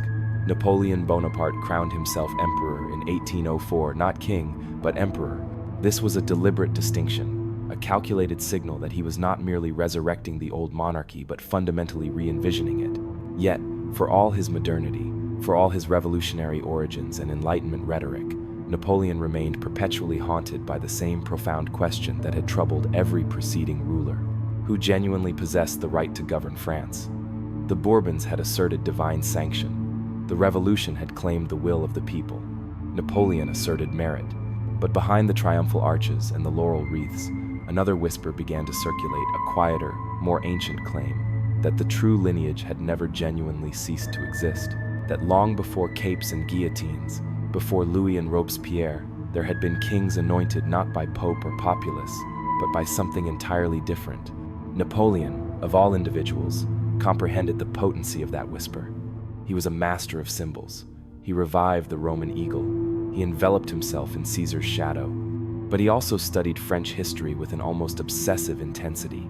Not only Charlemagne, whom he constantly invoked, but also Clovis, Dagobert, and even the forgotten line of Merovingian kings. He reportedly inquired of one of his court scholars whether the sacred oil used at Rheims for coronations, purported to have miraculously descended from heaven during Clovis's baptism, still existed. It did, and he utilized it. This fact alone is remarkable. Despite his revolutionary posturing, Napoleon meticulously orchestrated a coronation replete with ancient ritual. He invited the Pope, but then personally crowned himself. He staged the event in Notre Dame amidst incense and golden robes. When questioned about the lengths to which he went, he replied simply, "History is the only foundation." But which history? In his private writings, subtle hints emerge. Letters to Josephine and to his brothers mention the old blood of Gaul and the shadow of kings whose names are no longer spoken. He dismissed the Bourbons as decadent and weak, but he never dismissed the intrinsic idea of sacred kingship. He simply believed he could assert that claim through force, through brilliance, through destiny. And yet he never entirely dispelled the suspicion that he was an interloper. In one curious episode, Napoleon ordered a detailed search of the archives at Saint-Denis, where the tombs of French royalty lay. His interest was not in Capetian records. He specifically inquired about Merovingian relics, any surviving artifacts from the era of Clovis or Dagobert. What he hoped to discover remains unclear. Some suggest he believed in ancient seals of kingship. Others propose he sought a physical link, a sword, a crown, anything to connect himself to the ancient lineage, even through artifact. When the revolutionaries had ransacked Saint-Denis in the 1790 seconds, they destroyed many of the royal tombs. Merovingian sarcophagi were shattered, bones scattered, names effaced. Napoleon, who had ascended amidst that chaos, was both a product of it and yet strangely sentimental about what had been lost.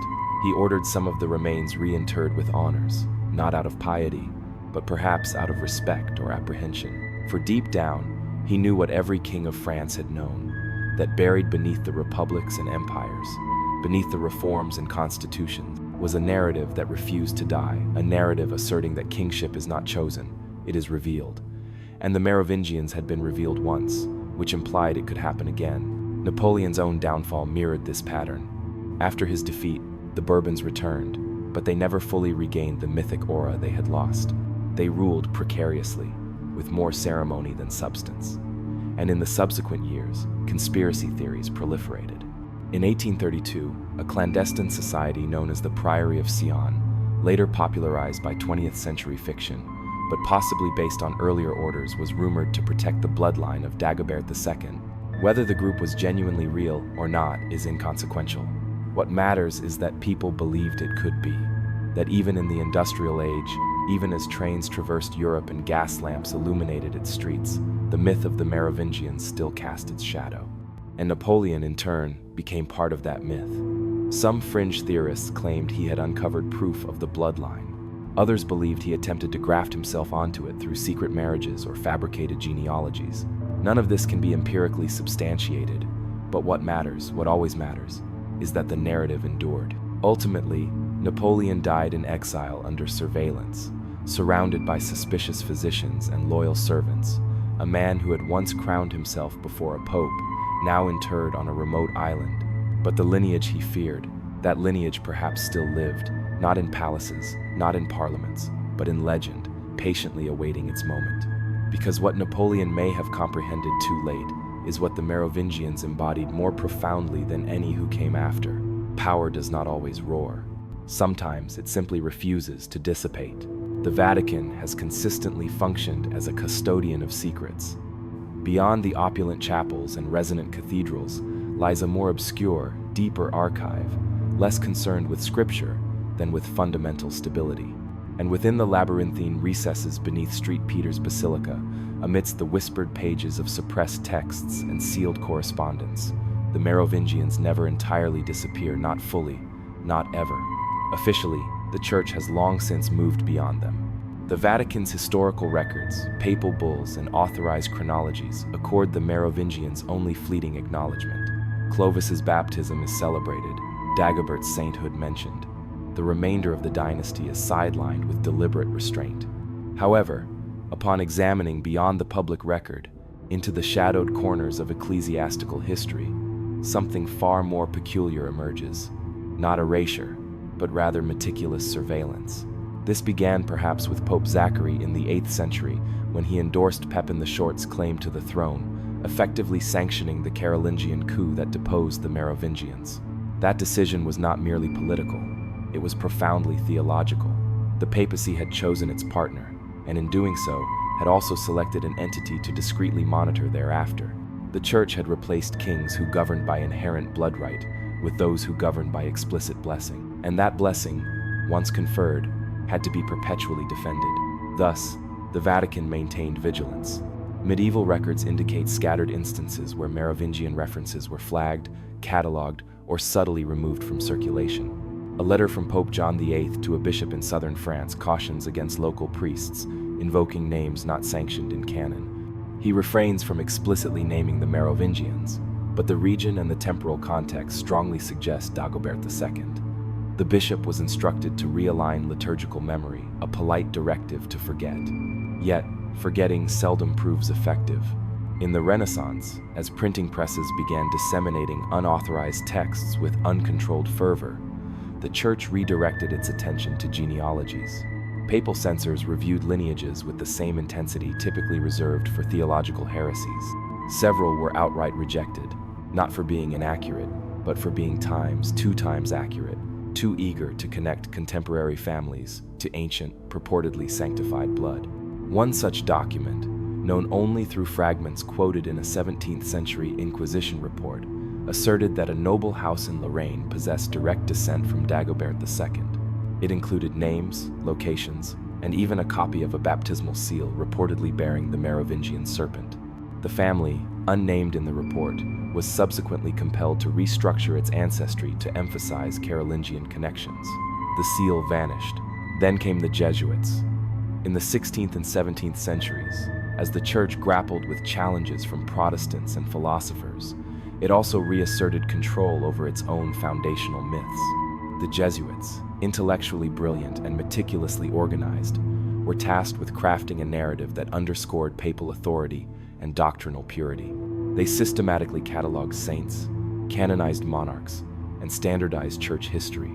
However, within their archives, particularly in Rome, lie indices marked prohibitus regnum forbidden kingdoms.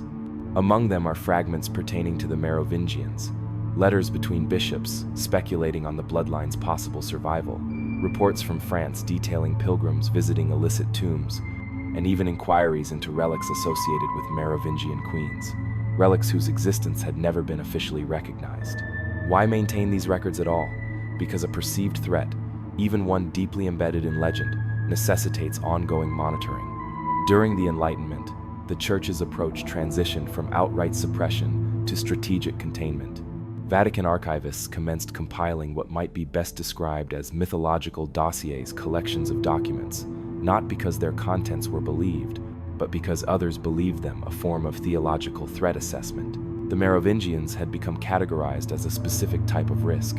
In one particularly telling instance, a Jesuit scholar named Father Michel penned a confidential memo in 1748, stating that the persistence of Merovingian descent as rumor is a vector of anti-papal sentiment in rural dioceses. He recommended increased oversight of local churches in southern France and advised that veneration of unnamed saints, whose histories correspond to pre-Carolingian figures, should be discouraged if not replaced outright. His suggestion was quietly implemented. However, the most unsettling evidence of the Vatican's sustained concern originates from the modern era. In 1967, a group of researchers affiliated with the Vatican Secret Archives undertook a discreet inventory of medieval relics stored in lesser-known basilicas. The stated objective was to authenticate early Christian artifacts, yet several of their private notes, subsequently leaked by a former cleric, indicate a peculiar focus on Merovingian burial sites. The team visited former monastic lands where Merovingian rulers were purportedly interred. They requested DNA samples from bones held in municipal ossuaries. None of this research was ever published. The project, without explanation, was abruptly shelved in 1971. When questioned decades later, one archivist simply replied, "The Church is not in the business of chasing ghosts." Yet, that is precisely what this constituted, a quiet, methodical pursuit of a lineage that no longer held formal power but still possessed profound significance. For the Merovingians fundamentally challenged the very architecture of Catholic authority. They represented a kingship that predated papal supremacy, one sanctified not by Rome, but by an inherent aura. If they survived, even in rumor, then the concept of a pope-anointed ruler becomes merely an idea optional, replaceable. And so, the Vatican continues its vigilance, not with condemnation, not with ceremony, but with the cautious gaze of an institution that comprehends that power is not always manifest. Sometimes it slumbers in tombs. Sometimes it lingers in names inscribed in the margins. And sometimes it traverses history like a phantom, recorded not in scripture but in profound silence. For the Church, more than any other institution, grasps the inherent danger of resurrection, particularly the kind that asserts a royal claim. A language predates Latin, and indeed even the old Frankish tongue. It is a language of symbols, shapes carved into stone, meticulously stitched into banners, intricately engraved into rings, transmitted silently through generations long after spoken words have faded into oblivion. Heraldry was not merely ornamental, it embodied identity, code, and assertion of claim. And within its esoteric syntax, vestiges of the Merovingians endured not overtly, not loudly, but sufficiently to leave their indelible imprint on history. To the casual observer, a coat of arms appears straightforward: lions for valor, eagles for imperial ambition, lilies for purity or the French monarchy itself.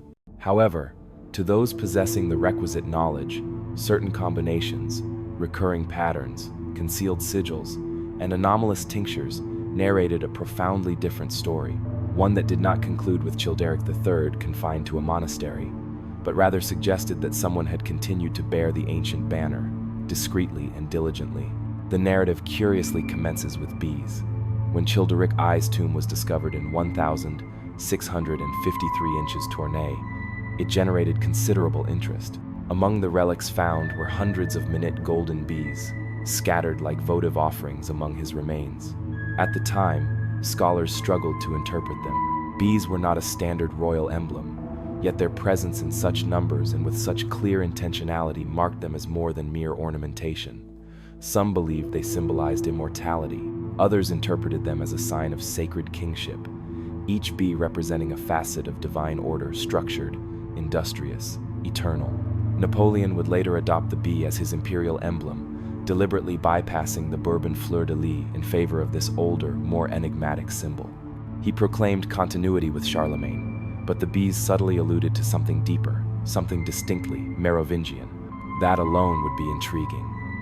Yet, the bees represented merely the beginning. Throughout France, particularly in regions such as Aquitaine, Septimania, and Burgundy, certain noble families retained coats of arms featuring serpents, crescent moons, seven-pointed stars, and even stylized fish with horns. Each of these, in isolation, might be dismissed as coincidence. However, taken collectively and recurring across families with obscure yet noble heritage, they coalesce into a discernible pattern, one that closely corresponds with the symbols associated in legend with the earliest Merovingians. The serpent, in particular, was intimately linked to Merovec's mythical origin, born of a sea beast, a quinator possessing serpent and bull attributes.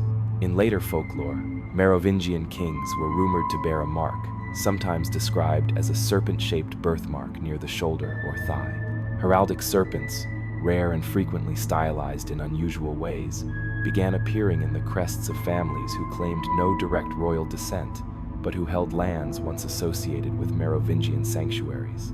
Some of these families subsequently intermarried with powerful houses, others receded into obscurity, yet their arms remain recorded in heraldic registries with curious notations: ancient origin, unknown symbolism, unclear regional variant, likely pagan. The moon and stars carried their own distinct significance. The Merovingians, in several medieval texts, were said to have adhered to a calendar rooted not in Christian festivals but in older lunar cycles, echoes perhaps of Druidic influence or inherited pagan observances. Coats of arms bearing crescent and celestial symbols, particularly those arranged in septenary configurations, frequently appeared in regions where Merovingian influence had once been strong and where royal authority was later challenged by the church. Even the orientation of certain symbols seemed to possess profound meaning. In heraldic tradition, the direction of beast faces can signify submission or defiance. Several families of uncertain Frankish origin bore lions or wolves facing left instead of right, traditionally a sign of rebellion or the preservation of an older claim. And then there were the concealed markers. Certain armorials compiled under ecclesiastical authority in the 14th and 15th centuries were edited to remove or obscure specific emblems. Marginal notes from inquisitors reveal that symbols associated with unsanctioned dynasties were to be actively discouraged. Families were instructed to modernize their arms or risk ecclesiastical suspicion. Yet, in private, many continued to employ the ancient seals. Rings were worn on the inner surfaces of garments. Crests were carved beneath floorboards or painted into discreet chapel corners where only the initiated would notice. In one preserved letter, a noblewoman in Auvergne wrote to her son, "Do not alter the mark. We belong to what came before. Let them forget, but we must not." Was this merely ancestral pride, or was it something more an oath? Some researchers contend that this cryptic heraldry constitutes evidence of an informal network, not a political conspiracy, but a cultural memory preserved through symbolism, a means of asserting, "We remember the lineage that was erased. We still carry it, not in title, not by sword, but in symbol." Even the church, in its more esoteric branches, appeared to treat this with gravity. Several members of the Curia in the 17th century corresponded with heraldic scholars across France, Spain, and Germany, soliciting updates on unusual seals and emblems in provincial arms. Some of these scholars were later accused of fraternal deviations, a term frequently associated with heretical fraternities or secret societies. Modern historians remain divided. Some insist these symbols were coincidental regional peculiarities with no deeper meaning. Others point to the frequency with which these quirks appeared in areas historically associated with Merovingian narratives, relics, or rumored descendants. They argue that heraldry functioned as a silent carrier of forbidden memory. Regardless of the precise truth, the impact is undeniable. Even now, coats of arms bearing these symbols evoke a peculiar discomfort. Tourists in southern France may observe stone carvings of crescent-eyed lions and seven-pointed stars without fully grasping their profound significance. Local families continue to trace their bloodlines to long-forgotten nobles, still adorn crypts with bees, serpents, and lunar glyphs, often without conscious understanding of their origins.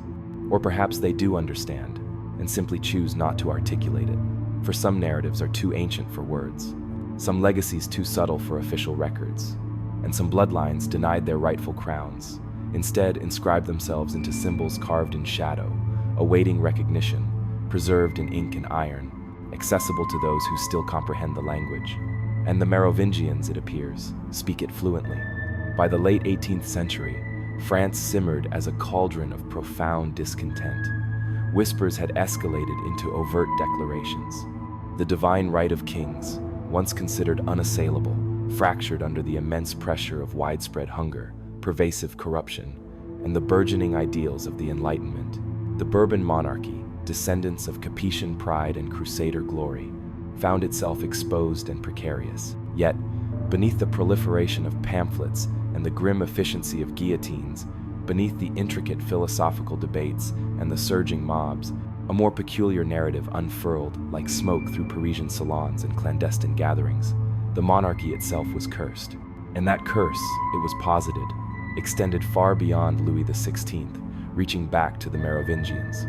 To comprehend how the revolution came to invoke their name, one must appreciate how narratives, not solely policies, shape public perception. The concept of the Merovingian curse had lingered for centuries, a subtle background hum. Chroniclers hinted at it. Priests issued warnings. Kings discreetly feared it, not because they genuinely believed they would be overthrown by Merovingians, but because their own downfall might eerily echo what had been inflicted upon that ancient lineage. As revolutionary fervor intensified, intellectuals and radicals sought myths commensurate with the historical moment. Their objective was not merely to depose a king, it was to eradicate the sanctity of kingship itself. And to achieve this, they needed to unravel the intricate spell that had safeguarded monarchs for a millennium. The Merovingians paradoxically proved instrumental. In clandestine literature and pamphlets printed with ink still redolent of damp cellar floors, the downfall of the Merovingians was reinterpreted not as the tragic effacement of a divine line, but as the just retribution for a decadent, corrupt, and inbred elite. Their distinctive long hair became a symbol of vanity. Their alliances with priests and bishops served as proof of control exerted through superstition. Their assassinations and suppression were presented as the inevitable consequences of their excesses. However, this did not represent the complete narrative. Some revolutionaries adopted a more sinister perspective. A few began to argue not in public forums, but in coded letters, and whispered theories that the very curse which had afflicted the Merovingians had never been lifted, that every subsequent royal house had carried an inherent taint, one that doomed them to an identical fate. From Childeric's tomb to the halls of Versailles, the decay had simply been transmitted forward. The Jacobins, ever adept at political theater, appropriated symbols of ancient power to mock them. Bees, once sacred, were stitched into propaganda banners as icons of putrefaction and infestation. Tapestries depicting the tree of Jesse, once employed to illustrate divine royal lineage, were reimagined with dead branches severed at the Merovingian root. The tree was sick from the start, one broadsheet proclaimed. We are only the axe. Yet, the revolutionaries also harbored an underlying apprehension about what they were dismantling. Some among them, Robespierre included, exhibited an almost superstitious reverence for omens. There are documented instances where references to ancient kings, particularly the long-haired ones, were meticulously avoided in official speeches, as if invoking their memory might attract misfortune. One anecdote recounts a deputy who, after casually referencing the kings of old, even before the Capots, fell ill the following day and expired within the week. The correlation, however tenuous, propagated with alarming rapidity. Superstition, like revolution, spreads with remarkable speed. It was around this period that rumors began to circulate regarding a secret bloodline, not the Bourbon line, nor the Orleans, but an older, subterranean thread of Merovingian descent that had endured through strategic marriages, through monasteries, and through exiled lords in forgotten valleys. Some claimed they would now emerge amidst the chaos to reclaim what had been stolen. Others asserted that their return would signify the complete cessation of kingship. This notion gained traction among mystics and esoteric thinkers within the revolutionary fringes. A woman named Marie-Louise de Levis, a medium and pamphleteer, claimed in 1793 to have channeled the spirit of Clovis himself, who warned that the blood of the dragon still flows in France, and with it comes both ruin and resurrection. Her prophecies were dismissed by the mainstream, but they found their way into the journals of secret societies, some of which would later influence 19th century Rosicrucian and Masonic lore. When Louis XVI was executed, a peculiar silence descended upon the crowd. It was not the hush of reverence, but of something more profound, something ancestral. Eyewitnesses recorded a sudden stillness in the air, an uncanny sensation that something far older than monarchy had been disturbed. One poet later described it as cutting the root that had fed us all, even as we cursed it. Napoleon, ever the astute opportunist, comprehended this underlying current. Upon his ascent to power, he deliberately eschewed all trappings of Bourbon legitimacy. Instead, he styled himself as a new Charlemagne. However, there were those who observed his peculiar obsession with Merovingian artifacts. He reportedly kept one of Childeric's golden bees in a private chamber. When he crowned himself emperor, his robes featured embroidered bees, not fleur-de-lis. He asserted this was to hark back to the First Empire. but some discerned a darker symmetry. The revolution had severed the old line. Napoleon wore its relics as armor, and yet the curse endured. Each subsequent regime, from empire to monarchy, from republic to restoration, exhibited a strange fragility, a tension akin to a breath held too long. The populace never fully trusted the throne. The throne never felt secure. Even in the 20th century, when monarchy was little more than ceremony, the idea persisted that France had been fundamentally fractured at its roots when the Merovingians fell, or perhaps when they were erased. Modern historians grapple with these connections. They caution against over-interpreting symbolism. They urge prudence in conflating myth and revolution. Yet, the patterns persist. The bloodlines repeatedly converge upon that enigmatic Frankish dynasty whose kings, steeped in legend, ruled with sacred oil and whispered fear, and whose demise never quite settled into peace. The revolution was ostensibly intended to terminate monarchy. Instead, it interred another king atop a much older grave. But the curse, if such an entity can exist, is patient. It does not proclaim, it waits. And every dynasty since has pondered, in some obscure corner of its coronation, what if we are merely the next chapter in a curse that never truly ended? The smoke of war rarely dissipates without disturbing the accumulated dust of ancient legends. As Europe twice plunged into the bloodshed and madness of the 20th century, a peculiar parallel shadowed its progression, a resurgence of narratives, long-interred myths believed to be relegated to the periphery of medieval thought. Among these, none proved more tenacious or subtly potent than those concerning the Merovingians. And this time, they were not merely murmured in monasteries or scribbled in the margins of forgotten chronicles. They emerged through the pronouncements of occultists, the writings of pseudo-historians, and the utterances of generals and scholars who discerned, in the prevailing turmoil, echoes of something far more ancient. It commenced discreetly, as such phenomena often do. During the interwar years, a peculiar new fascination took hold among European secret societies. Groups such as the Thule Society in Germany and the Priory of Sion, whose very existence remains enshrouded in a haze of forgery, speculation, and obsession, claimed to possess esoteric knowledge of sacred bloodlines stretching back to ancient kings. Among these purported lineages, the Merovingians consistently featured, akin to a dark jewel positioned at the core. Their downfall, it was asserted, had not constituted an extinction, but rather an occult transformation, and their resurgence would not be political, but metaphysical. Books began to appear. Louis Pauwels and Jacques Bergier whispered of lost French kings imbued with dragon blood. Others proposed the theory that the Merovingians were descendants not merely of Clovis, but of an ancient priestly caste, perhaps even linked to the bloodline of Christ. Theories once summarily dismissed as fringe were reintroduced under the compelling light of wartime urgency and post-war disillusionment. The discourse was no longer solely about history, it was about destiny.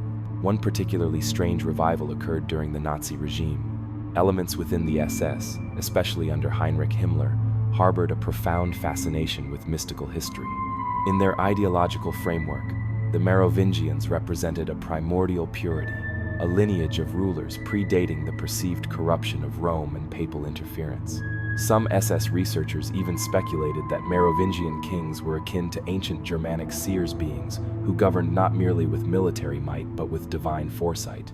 While no direct program definitively linked the Nazi hierarchy to Merovingian restoration, the name frequently appeared in their esoteric studies, catalogued alongside runes, grails, and apocalyptic prophecies. Meanwhile, in France, post-war intellectuals turned to the legend with renewed intensity. With the monarchy long gone and the republic exhibiting instability, scholars began to pose more profound questions. Why had France endured such protracted political chaos for centuries? Was it mere coincidence, or the consequence of a deeper fracture, one that commenced with the elimination of the Merovingians? In the smoky Parisian cafes, amidst poets and disillusioned veterans, it was not uncommon to hear suggestions that the very soul of France had never fully recovered from that initial betrayal. Then came the 1960 seconds, a decade of rebellion, burgeoning mysticism, and historical re-examinations that flung the doors of inquiry wide open. This was the era when fringe authors attained widespread recognition, and speculative history permeated public consciousness under the guise of hidden truth. In 1967, the book Times, L'Or de Rennes Times, The Gold of Rennes, began constructing a narrative that connected Rennes-le-Château, a small village in southern France, to a secret bloodline. Its author, Gerard de Sade, hinted at buried secrets involving priestly wealth, mysterious deaths, and cryptic documents. However, underlying it all, the recurring heartbeat was unmistakably Merovingian. This legend dramatically escalated with the 1982 publication of Time's Holy Blood, Holy Grail *, which introduced the now infamous theory that the Merovingians were descendants of Jesus and Mary Magdalene, and that their bloodline had been meticulously preserved by secret societies across the centuries. The book sold millions, sparking both fervent belief and vehement scholarly outrage. It was dismissed by academics and derided for its logical inconsistencies and unsubstantiated claims. Nevertheless, its influence was undeniable. For a public eager for mystery, this was precisely the kind of narrative that resonated more profoundly than conventional history itself. Suddenly, the Merovingians permeated popular culture. They featured in documentaries, novels, and radio interviews. They were no longer merely kings. They were sacred, perilous, persecuted heirs. The ancient concept of the curse mutated again, no longer merely a malediction that doomed dynasties, but one that designated them for perpetual suppression. The rulers who succeeded them did not simply fear the curse. They actively endeavored to enter its source. And then, something even stranger, the emergence of the Merovingians in pop culture. In the early 2000s, a character named the Merovingian appeared in Time's The Matrix Reloaded *, portrayed as a suave, cynical manipulator who trafficked in information and consequence. While never explicitly tied to the historical dynasty, his name alone served as a signal to the initiated. He represented a power that predates established systems, an individual unbound by modern constraints, precisely the kind of figure the legends consistently implied Merovingians to be. In secretive corners of the internet, forums blossomed. Threads debated whether certain noble families in Europe and North America possessed hidden Merovingian roots. Conspiracy theories suggested that powerful corporations, elite universities, and shadowy political dynasties were either protecting the lineage or actively suppressing it. Depending on the specific thread, the Merovingian heirs were portrayed as either the rightful rulers of the earth or the heralds of an impending apocalypse. And herein lies the peculiar aspect. For all their historical obscurity, the Merovingians had once again become myth, not merely remembered, but resurrected, not solely feared by past dynasties, but obsessively scrutinized by modern minds. The curse had undergone a transformation. It was no longer whispered in Latin among monks. It was encoded in hyperlinks and YouTube documentaries, embedded in Reddit theories and podcasts concerning secret bloodlines. Some scholars view this as the natural evolution of legend. A narrative too rich to perish simply finds new vehicles for its transmission. Others caution that such myths, when left unchecked, become perilous. They can contribute to identity politics, religious zealotry, and authoritarian fantasies. And yet others insist, half jokingly, half seriously, that the Merovingians continually resurface precisely because they were never truly absent. The 20th century provided them with new language, new guises, new adherents. But the underlying apprehension remained constant. What if they truly were the rightful rulers? What if their downfall had poisoned all that ensued? And what if, somewhere, the last heir was still observing not to govern, but to remind humanity that history does not forget betrayal? Ultimately, perhaps the 20th century revival was not about the Merovingians at all. Perhaps it was about human longing for lost certainty, for sacred authority, for the illusion that someone, somewhere, holds a key to the chaos that is inherited. And if that key is cursed, well, perhaps that only renders it more compelling. Upon engaging with digital platforms today, one can swiftly transcend the confines of the present year, immersing oneself in a digital labyrinth where ancient monarchs never truly perished. Here, secret heirs might be envisioned sipping espresso in Parisian cafes, and cryptic symbols embedded within corporate logos subtly hint at something far more ancient than mere brand strategy. This represents the contemporary landscape of Merovingian bloodline theories, where a singular myth, once scrawled in medieval margins, has metastasized into an expansive digital phenomenon. While most individuals might dismiss such notions with a scoff and a scroll, a persistent question lingers.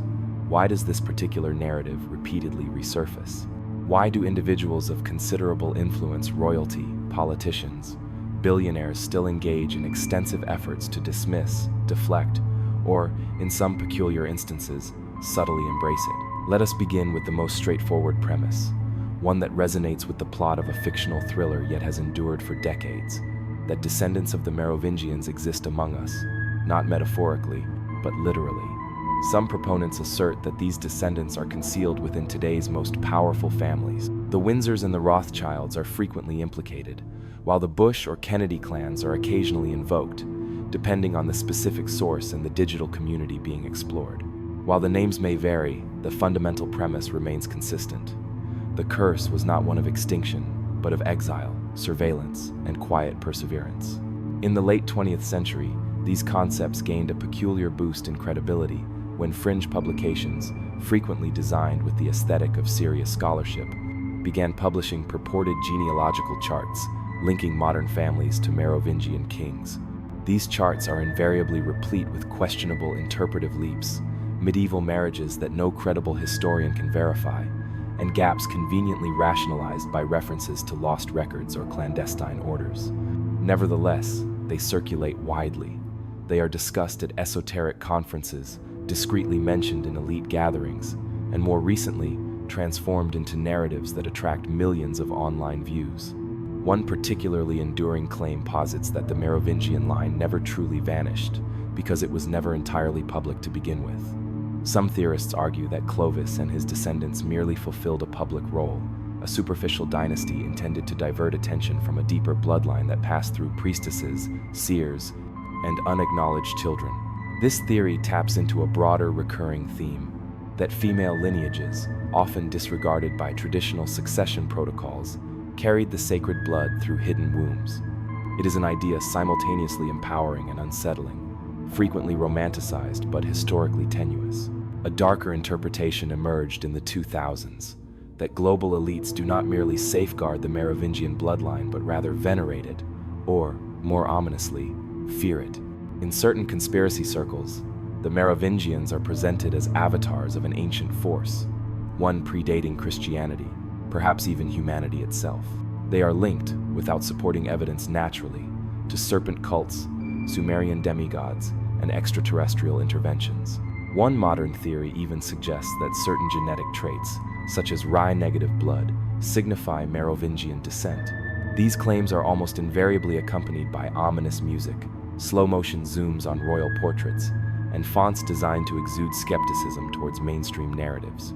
Yet, beneath this clamor lies a quieter, more subtle persistence. It is not exclusively about secret societies or cosmic destinies. For some, the Merovingian question is deeply rooted in political memory. The foundational myth of the French monarchy begins with Clovis, yet it concluded with his long-forgotten heirs, violently suppressed. That original sin, some contend, created a narrative vacuum. Every subsequent dynasty, Capetians, Bourbons, Bonapartes, and even republics constructed itself over a historical graveyard they feigned not to perceive. This psychological inheritance is more challenging to trace than genetic bloodlines, yet no less influential. It also elucidates why, during moments of crisis, Merovingian themes resurface. When trust in government erodes, when modern institutions fail, when individuals feel dislocated from history, they turn to the past. But not just any past, one that simultaneously feels sacred and silenced. The Merovingians offer that perfect synthesis. Ancient royalty imbued with religious overtones, a violent eradication imbued with conspiratorial undertones, and the faint suggestion that everything since has been fundamentally amiss. In recent years, the myth has acquired new vitality through technological advancements. AI-generated genealogies, procedurally cross-referenced databases, and even DNA ancestry tests have all been drawn into this vortex. Entire YouTube channels and TikTok accounts now exist solely to explore the Merovingian matrix, with hosts calmly explaining how symbols in corporate branding allegedly trace back to Clovis's banner, or how the fleur-de-lis conceals a serpent's tongue if tilted appropriately. And while it is tempting to dismiss all of this as akin to flat Earth theories or moon landing denials, a notable distinction exists. Some individuals engaging with this myth are not merely wearing tinfoil hats. They are hedge fund managers, tech entrepreneurs, and even politicians. Some fund private genealogical research. Others discreetly collect Merovingian artifacts. A few have privately acknowledged, off the record, that they believe something is there, even if they cannot fully articulate what. There have even been occasional leaks. In 2017, a series of internal documents from a boutique European think tank were published online, revealing that a number of ultra-wealthy families had commissioned reports on Merovingian ancestry specifically to confirm or rule out any link to modern dynasties. The rationale provided was understanding long-term mythopolitical liabilities. In essence, they were investigating whether their own families might one day be accused, rightly or wrongly, of being heirs to a cursed lineage. It constitutes a subtle form of panic, not one reported on evening news, but one that manifests in public relations, strategies, succession planning, and meticulously managed public narratives. If someone were to emerge tomorrow, armed with irrefutable evidence of Merovingian descent, claiming the legacy of Clovis and Dagobert, what would be the implications? Would it truly matter?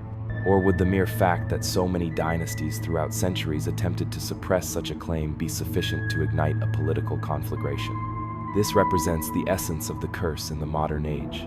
Not a phantom in the palace halls or a dagger in the dark, but a rumor, a suggestion, a name that cannot be permanently erased. The apprehension is not that the Merovingians will return and seize the throne. It is that their narrative never ceased to haunt those who did. And perhaps that constitutes the most profound power of all, when a bloodline transforms into a mirror, reflecting every secret a dynasty ever attempted to conceal. Having traversed the historical landscape through ancient texts and imperial shadows, sifted through bloodline theories and buried monarchies, one now stands at the precipice of an enigma that has haunted the memory of kings for over a millennium: the Merovingian Curse. But was it ever truly a curse? Or was it something far more insidious, a myth meticulously crafted not to haunt the Merovingians themselves, but to exert control over those who succeeded them? To begin, the concept of the Merovingian curse did not fully materialize until centuries subsequent to the dynasty's downfall. Chroniclers during the Carolingian and Capetian eras began to describe the family's demise in tones that felt curiously superstitious, as if divine justice had been meted out upon them for some ancient transgression. Yet, these same sources rarely concurred on the precise nature of that transgression. Some attributed blame to Dagobert II's challenge to papal authority.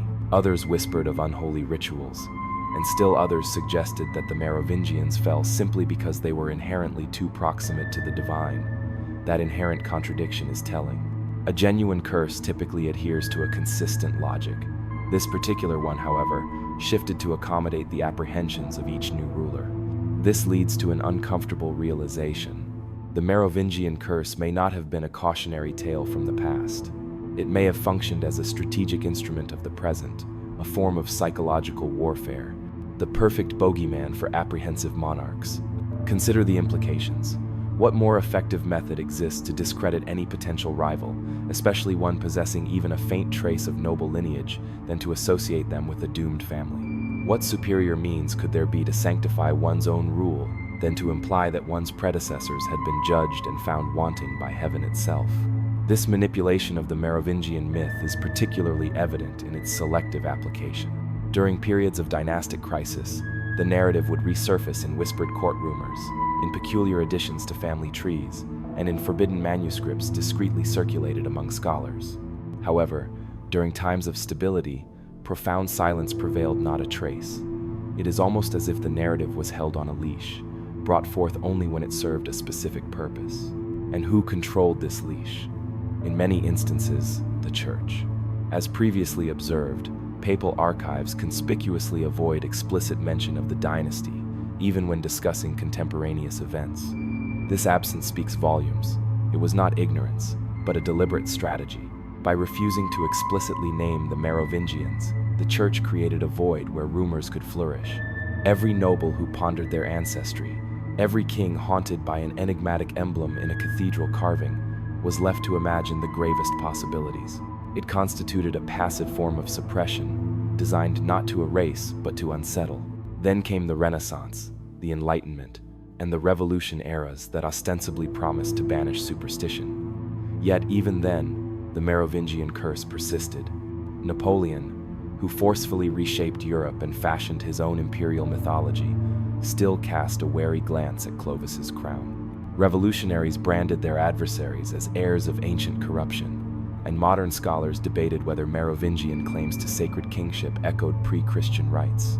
No one ever conclusively proved the curse's existence, but no one could entirely extinguish it either. It is within this inherent ambiguity that the true potency of the Merovingian curse resides. Like all enduring myths, it adapts. When religion held sway, it was perceived as divine judgment.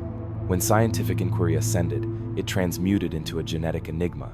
When political structures fractured, it morphed into a populist warning: beware those who claim ancient blood. And in the digital age, it has become something entirely new once more, a narrative whispered across forums and podcasts, part jest, part ominous portent. Consequently, what course of action should be taken? Should it be dismissed as a medieval fantasy that spiraled beyond control, or should it be treated as a lens, a means to comprehend how power perpetuates itself, not solely through armies and laws, but through apprehension and memory? Perhaps both. For ultimately, the Merovingian curse is not solely about one family.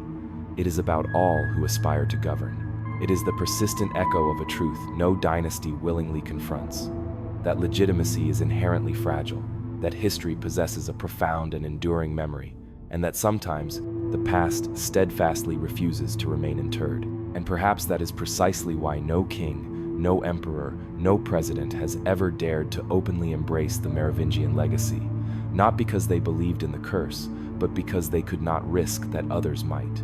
The candle now burns low, and the shadows lengthen. The narrative has intricately woven its way through time, traversing cathedrals and courtrooms, crypts and coronations. Yet the echo remains the name Merovingian, like a half-heard whisper reverberating behind the thrones of Europe. For a family whose reign concluded so early, their shadow loomed with an unnatural magnitude. Every subsequent dynasty, Carolingian, Capetian, Plantagenet, Bourbon, even Bonaparte, maintained a vigilant gaze upon the past, as if apprehensive that the specter might extend its reach into the present. For the apprehension was never truly about the individuals themselves. It concerned what they fundamentally represented: a form of power more ancient than papal bulls, older than canon law, more primordial than the meticulously constructed frameworks of medieval legitimacy. They were inconveniently primal.